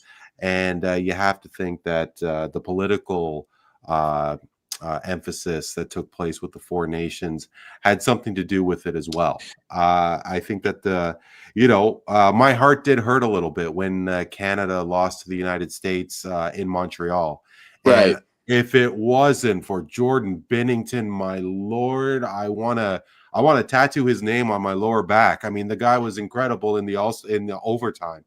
But I have always felt that the political cloud around the Trump with the tariffs and Trump calling the U.S. team to rev them up. I mean, hell, presidents and world leaders like prime ministers, even when the Jays won the World Series all those years ago. I mean, that's been a practice forever. I think that, and with everything going on between our country and yours, that it added so much more flavor to the four nations. And bringing in Colin Kaepernick and Tim Tebow and all these political items that star athletes and athletes bring to the forefront. I know we live in a polarized society. Yeah. I still want to see more of it. What about you? Well, listen, sometimes outside noise can contribute to more intensity and more spice towards a contest or a championship or something along those lines. I think the thing with me is I try not to focus on the outside noise. I try to focus on the sports aspect of things. And if you focus on just the sports aspect of things and not outside noise, you would know that the U.S. and Canada in hockey have been butting heads for years upon years upon years, where Canada is the gold rush of hockey, and the U.S. is trying to reach and surpass Canada in that sense. And to me, it's been that way for years. And the U.S. had a stacked team going into the Four Nations tournament. But I will say what's going on politically with the tariffs and our president basically saying what he's been saying and all that, it kind of did add fuel to the fire. Now, was it called for? Not entirely. I understand it, though. I mean, but what wasn't called for? Obviously, the tariffs. I mean, obviously that hurts us. But I mean, I'm not talking about that. But I mean, talk about like the actual event itself, like forget about everything that's happening tariff wise, but just with the sport itself and everything going on, I thought it just brought so much more intrigue. It did add fuel to the fire, and you know what, that's fine. I mean, people can always find ways to make something out of nothing, and this was already something before outside noise kicked in. And I think that's what really factored into this high anticipation and the drama and the excitement going into the championship and even the Four Nations tournament whenever the US and Canada played. Like, that's what brought more to it. You mentioned flavor. That's what it did. Yeah, absolutely. And I know that especially with politics, that there is a lot of how dare you? And look, there was a time where it was rather difficult to hear another opinion, but then what else are you supposed to do? Like in terms of appreciating another side of the other side of the aisle. And I'd love to see acceptance when it comes to different views, because look, I definitely don't agree with Tim Tebow. He should have that ability to say whatever he wants and not get vilified for it. And I think that there was a huge issue when it came to the entertainment world and how many people were blacklisted on for supporting conservative views. If I may ask you guys, well, I don't even know if it's worth it, but I mean, like, I understand that it is very polarizing in college scenes with regards to protesting and so on. And do you think that there is a chance, like maybe not so much in sports, but that people are going to get used to a different opinion, accept it, have a chat, like the four of us are talking right now? I mean, I would hope so. Look, I don't give a what about politics. I don't even like. I can't even speak on the tariffs, even if I was affected by them. I don't really. I don't follow. I just simply don't care enough. I don't. I really don't follow. As for the question you asked me, I would hope so. Unfortunately, we are in a society that's more sensitive than it has been in the past, and unfortunately, people giving their opinions and just people acting normal and either like hearing them out like they should, and if they disagree with them, like respectfully, like the four of us have done this evening. Unfortunately, for some reason, that's kind of gone away in today's society. I don't know why it has. I'm not sure if it has has anything to do with, but I would hope so. The way things are going, and just certain people, and just people I've interacted with, and probably we've all interacted with in our lives, I'm a little skeptical, but I hope that what is happening right now becomes more of the norm going forward. Yeah, and then me personally, I mean, I think that a disarray of opinions or a wide variety of opinions and personalities has always been the in sports and society at large. Sports just being a large segment of society culturally, But like, I mean, I think free speech has been there in the games in North America. This is one of the shining pillars of North American free society, is that free speech is better than it is in other places here. I'm not saying it's perfect. I'm just saying it's better. And you got to look at Harrison Butker, and the comments that he made, highly, I don't even know how to term them, but many could argue that he was disparaging women and their role in society and saying pretty well that they should just be housewives. Or, again, I'm paraphrasing here, but he went off on a very, very far right wing tirade at a commencement speech or whatever it was, And there's a lot of people that had issues with what he said. But guess what? He's a great kicker, and he was suiting up and went right back to the Super Bowl because he's a great player at his position. And so it doesn't really matter what he thinks when it comes to the fact that he can boot a football with the best of them. And the same goes for most people. We've seen it with Colin Kaepernick. He was blacklisted. That was political more than anything else. We've seen the other side of it too, where people do things more egregious than him, and they don't really pay the same price. But it's always well. Answer this question for me, Neel. Was Tim Tebow blacklisted? Could he have had a chance? Remind me because what I'm asking. Well, he was very pro-life with abortion, guys. Correct me if I'm wrong, Jake, Matt. But I mean, Tim Tebow, he did have a playoff run. Yeah, because he's a highly religious person.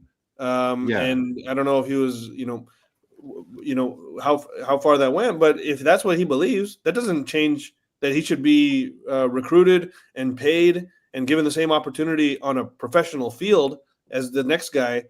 It should not be a factor. But what people want to agree and disagree with his opinions on the side, that's totally fine. When it comes to the four nations, that goes a lot bigger because we're talking about a country committing what many people would call war crimes. And that goes to international kind of, so I think that, certain large scale things like that, Russia doesn't deserve to play in the four nations. And I'm completely in agreement with that. But that doesn't mean that just because Ovechkin has strong ties to Putin, that we don't laud Ovechkin for being the ultimate all-timer that he is, and today showed better than ever that he deserves to be because he's the greatest goal scorer in history. He's a fantastic, unbelievable, hard-nosed player he's always been one of my favorite players, but because of his personality, every time I see the guy score a goal, he's cheering louder and harder than most other guys. He's very animated. He's, I get it. Player. He's a winner, man. He's a winner and exciting player. One of the greatest one-timers in history. Slap shots.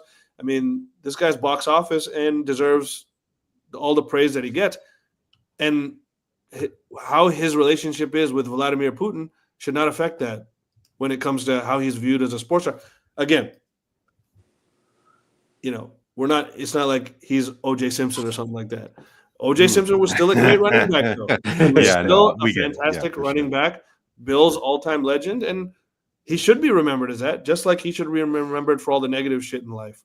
But again, politics has always been intertwined with sports. It will always be the case. But I will say this, the more crazy that politics gets, that's also going to bleed into everything, including sports. Yeah. Definitely. Yeah, for sure. Yeah. I mean, And so, Maddie, did you have a final comment or? No, I know. No, you're good. Okay. I think the one thing I can say is that there's always some way to poke the bear to add fuel to the fire. And even though we try to get away from politics, whether it's through sports or through knitting or whatever the case may be, politics is always going to come into play. That's just the reality of it.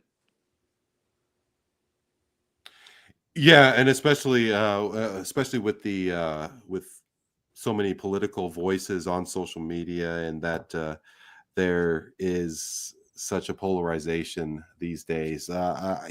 Me personally, I really do enjoy this kind of discussion, and I really want to thank you guys for chiming in how you have. But let's chat about a little straight facts, bro. Relax.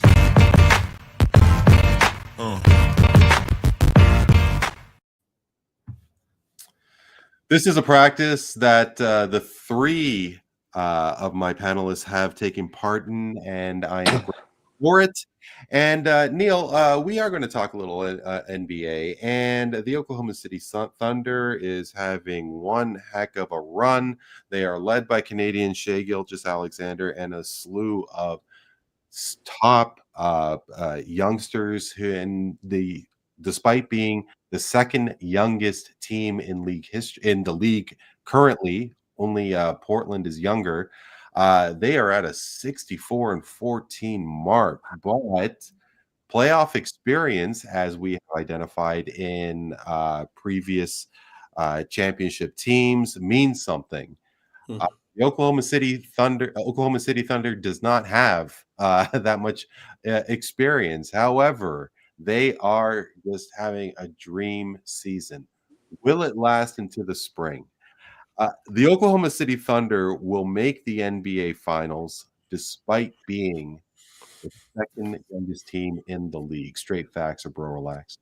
Admittedly, I'm speaking both from the heart and the mind on this one in combination. I don't know which one's pulling the other more here, but for me, this is straight facts, bro, because I love the Oklahoma City Thunder. They are everything that I love in a team.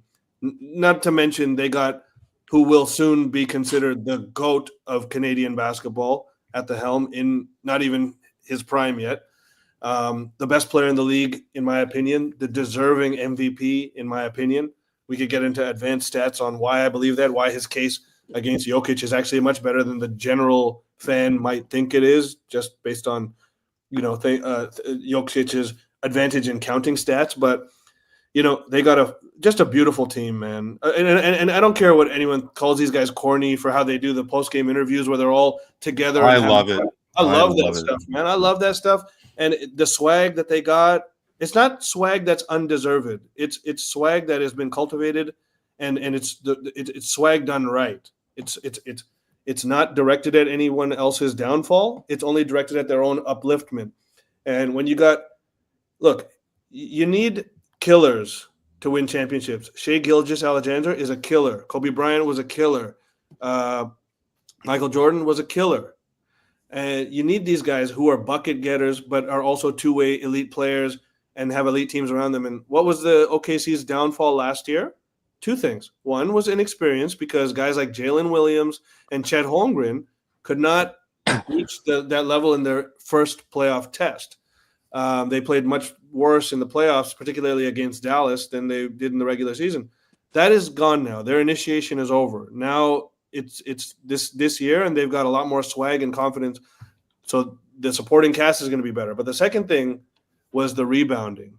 The Dallas was one of the best rebounding teams in the league last year. OKC that was their big weakness, their Achilles heel. And it showed in that series where they lost to Dallas, and still was a very competitive series to the loss to the team that went to the NBA Finals.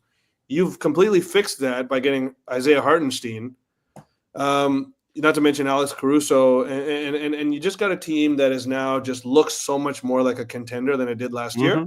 And all of their best players are getting closer to their prime, not away from it.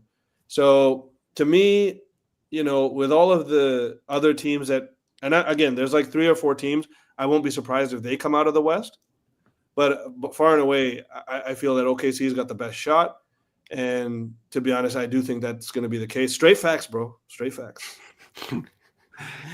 Matty, there's been a couple of terms that have in sports. You think about the juiced ball, you think about load management, and these days we're hearing a lot about torpedo baseball bats. And it appears that it has began with your New York Yankees, and that the early response is that a lot of players are really digging it. But Aaron Judge has said that he is going to refrain from using a torpedo bat.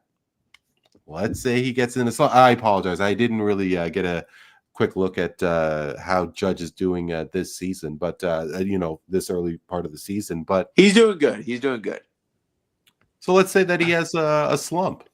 One day at batting practice, he's not going to try a torpedo bat, and he's going to say, "Oh my God, where has this been all my life?" And he'll hit 5 home runs, and he'll get $900 million for his next contract. But let's say that just for no reason whatsoever, Aaron Judge gives it a try and falls in love. Is that possible? Aaron Judge will use a torpedo bat by this time next season. Straight facts or bro relax?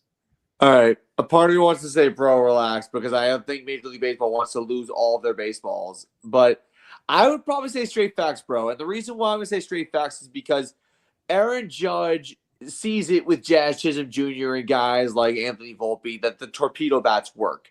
And I know Aaron Judge can prove that he hit 62 home runs and then 58 home runs and 52 home runs in his 3 best seasons without a torpedo bat.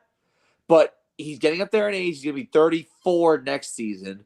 You figure that his hitting and his batting average is going to decline a little bit. Yes, even though this is the same guy who has tied Babe Ruth for most home runs hit in his first 1,000 career games as a Yankee, eventually he's going to slump or he's going to decline and he's going to need a little bit of a boost. Though the guy's 6'7", 282 pounds and literally could beat me up in an alley, this guy could use any edge that he wants, especially if it's during a postseason game. So I'll say straight facts, bro. Yeah, could that be the pick-me-up that guys in their later years need? Like an Aaron Judge. I mean, hey, Father Time, we'll get to him at some point. And if the torpedo bat does have that run, for sure, that kind of cred. Can I give you guys a fun fact? 3/4 of the league right now uses what's known as a sand bat or a bat made about a maple. Yeah. Which was invented by a Canadian in Ottawa, Sam Holden or something. I think Barry Bonds used that bat. Yeah. And so the way that it got popularized is that he had 3 Blue Jays, including Joe Carter, test the bat out in the first MLB games where it was actually used in the 90s. Joe Carter hit a home run with it, and he told the guy, "You're onto something." Slowly, the bat just started to gain popularity with stars, and then Bonds was a huge proponent and escalator of the maple bat, which overtook the ash bat. And so this Canadian company just became super successful, and it took over the league. And now what we're seeing is that the torpedo bat most likely is going to do the same thing to the maple bat that the maple bat did in the 90s to the ash bat. One thing I did say, and I don't know if you saw this, but I made a T-shirt, a custom T-shirt that's a concept design. It says torpedo bat plus steroids equals rip. And just God forbid someone back in the 90s, like if a Mark McGwire or a Sammy Sosa or a Barry Bonds used the torpedo bat while they were taking juice. Oh my God. Bonds might have 80 home runs. Sure. I mean, Bonds was using it when he was, Bonds was doing that combination with the maple bat. Yeah. Imagine. I mean, I guess it would be interesting to see how many home runs are hit collectively as a league, because just simply in terms of contact. Now, I mean, I'm only speculating here, but it's about gaining a little bit more distance when you make contact. And if you're a slap hitter, I know that there's not a lot of as it was back in the 80s and 90s, but contact will just drive the ball harder and obviously further. But specific in terms of home runs, I'm wondering how much more. And it would be great to see who has identified as using a torpedo bat and how much more their stats are going to increase or even decrease. Something to keep an eye on. The season goes on. Yeah, for sure. Finally, Jake, what is going on with the NBA? I mean, the contracts are going absolutely through the roof. You think about Jaylen Brown's contract, you think about Fred VanVleet's contract, and there's a whole bunch of other, and it's only going to grow even more. Is that one of the reasons why we're seeing excessive load management? There has to be something that needs to be done. There's no way that the NBA is seeing this as a long-term solution, or they have to try and put an end to this excessive load management at some point. But let's say that they don't. The current CBA for the NBA, Jake, is going to expire at 2030. And could this be a point where it would bleed into negotiations for a new contract? NBA stars, Jake, will put a halt to the excessive load management before the end of the current CBA. Straight facts or bro relax? I'm going to go with bro relax on that one. I don't see it. There is no leadership with the NBA with Adam Silver. He really isn't a good commissioner to me. I think part of the reason that he gets hyped up so much, the first thing that he was given when he entered office was, of course, a just really horrifying situation with Donald Sterling. He made the right decision in banning Donald Sterling. However, to me, I do think that was the easy decision. That I don't know why you wouldn't ban that guy. Nothing else that he's really done to me has really affected the NBA in a positive way. I don't like the in-season tournament. I think it's dumb. I don't even really like the play-in tournament whatsoever. And just look at the product. There's no defense being played. I'm pretty sure ratings are down. Again, I mentioned the in-season tournament. Don't understand that at all.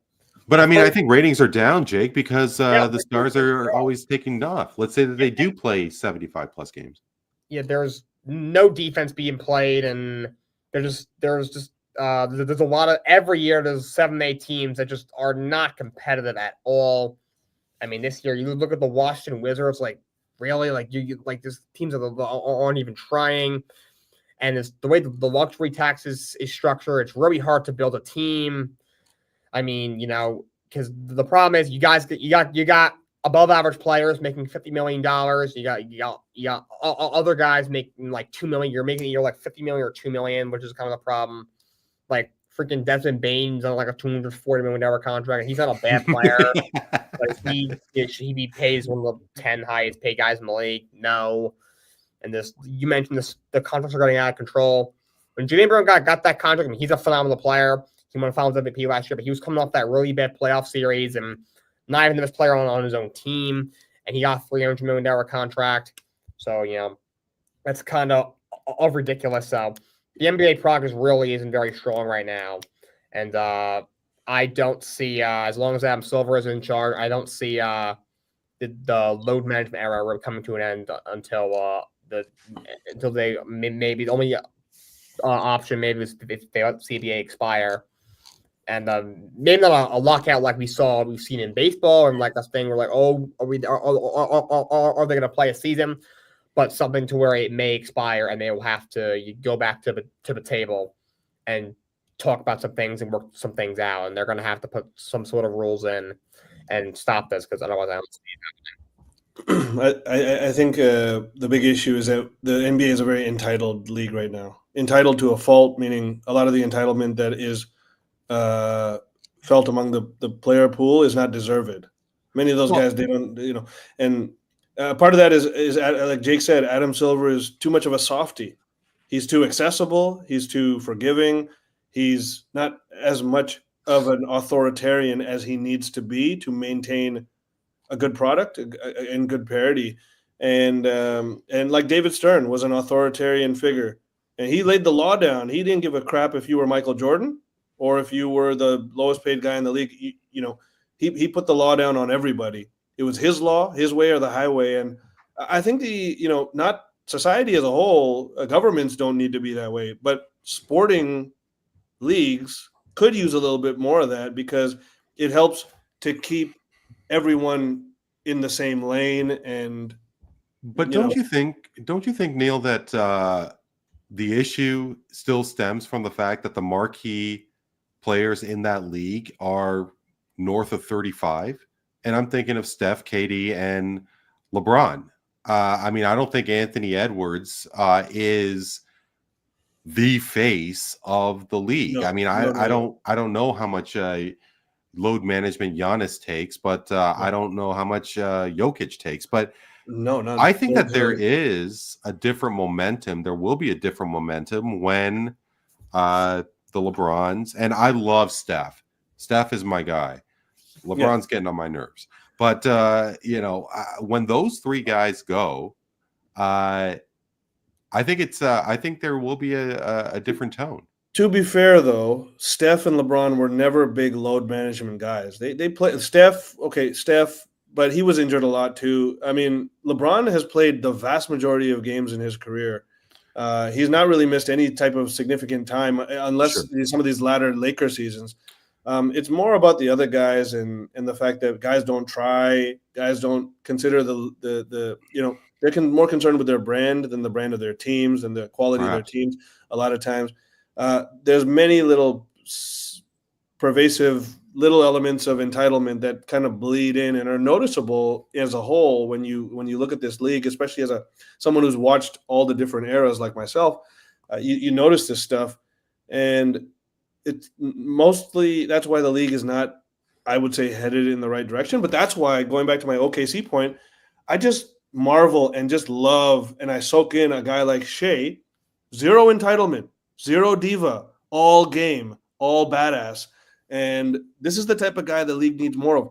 And I will say this, and not to be, but it's all the American players that are showing all of this entitlement. None of these international superstars, with the exception, one could argue the Dallas Mavericks probably thought Luka Doncic was too entitled. That's probably half the reason they traded him, that he was getting a little too big for his britches that they consider, even though I agree it's the stupidest trade in history.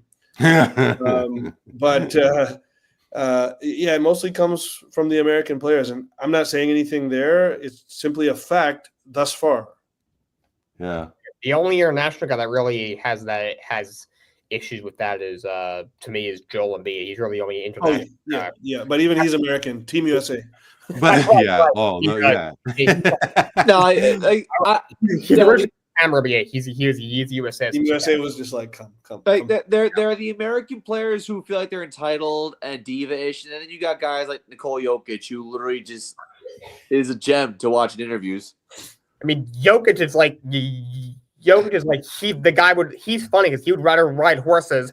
Meanwhile, he goes out 20 and 20. And in that press conference, he's like, guys, I need to go feed my horse. I want to go home. I want to go home. Yeah, I think he's cognizant of his mystique, and that's just all part of the mystique. He really does care about the game a lot. Oh, of course. He wants to maintain his mystique, and I think he does a fantastic job of it. You cannot be a mid-second round pick and be like a consensus number like MVP candidate, like obviously the effort that that guy puts in, it just continues to grow. And yeah, his demeanor, I like Nikola Jokic. I mean, when it comes to the press conferences and just while he's in the US and during the NBA season, I mean, he's duller than dishwasher. I mean, you guys must have seen him partying in Serbia, the YouTube clips. I mean, it's beautiful. I just love to see. Oh, it's just fantastic. Well, I tell you, all day for Jokic. The idea about having a U.S. versus World All-Star game. Look, I know one thing. I think that the world players will take it a little more seriously and want to beat down on the Americans. And if the Americans come in there lackadaisical and they get beat a few years in a row, then you start the process of finally maybe having something sustainable there. But again, who knows? It's a crapshoot. I don't agree with that. I mean, well, first of all, I want it to be a 7-game series. I want USA World 7-game series. That's what I would rather have. I'd rather have it in Europe, to tell you the truth. Yeah. I think it'd be so cool if they did play this tournament. I mean, I know we're kind of something else. Oh yeah. Oh, exactly. Yeah, absolutely. Look at wrestling.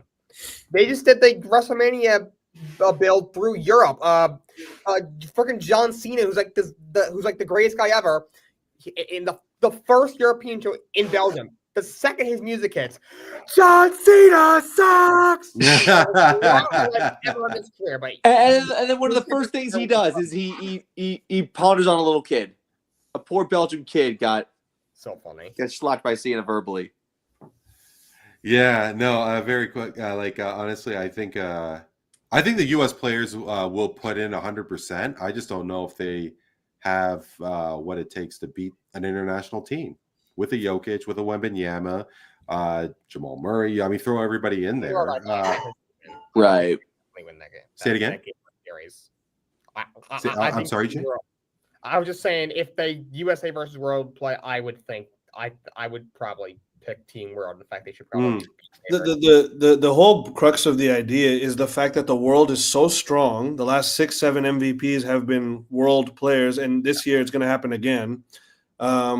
This is the perfect time to take a leap with this type of idea, because if this disparity, it may not come around. It may be the thing that kickstarts these, American players. And if the American players get more into it, everyone's going to get more into it. It's going to become a thing again.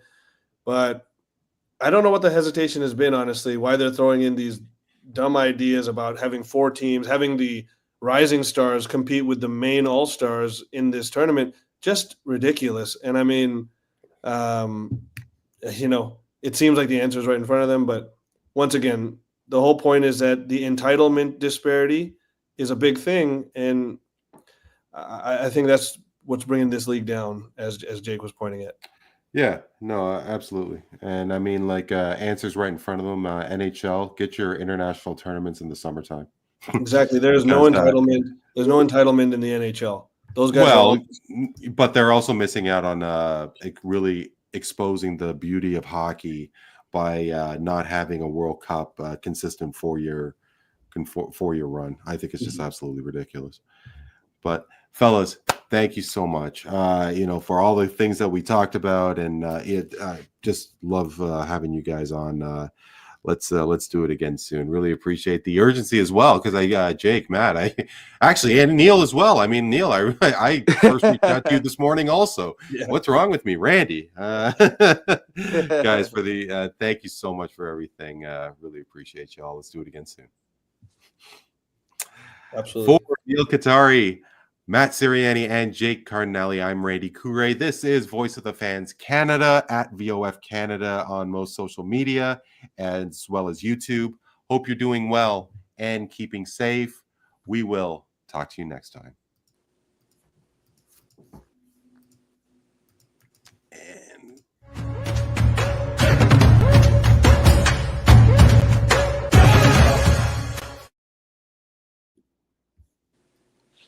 All right, no one say the score of the championship game. I got it recorded. I'm about to go watch right now. No one say anything. Just before. I couldn't even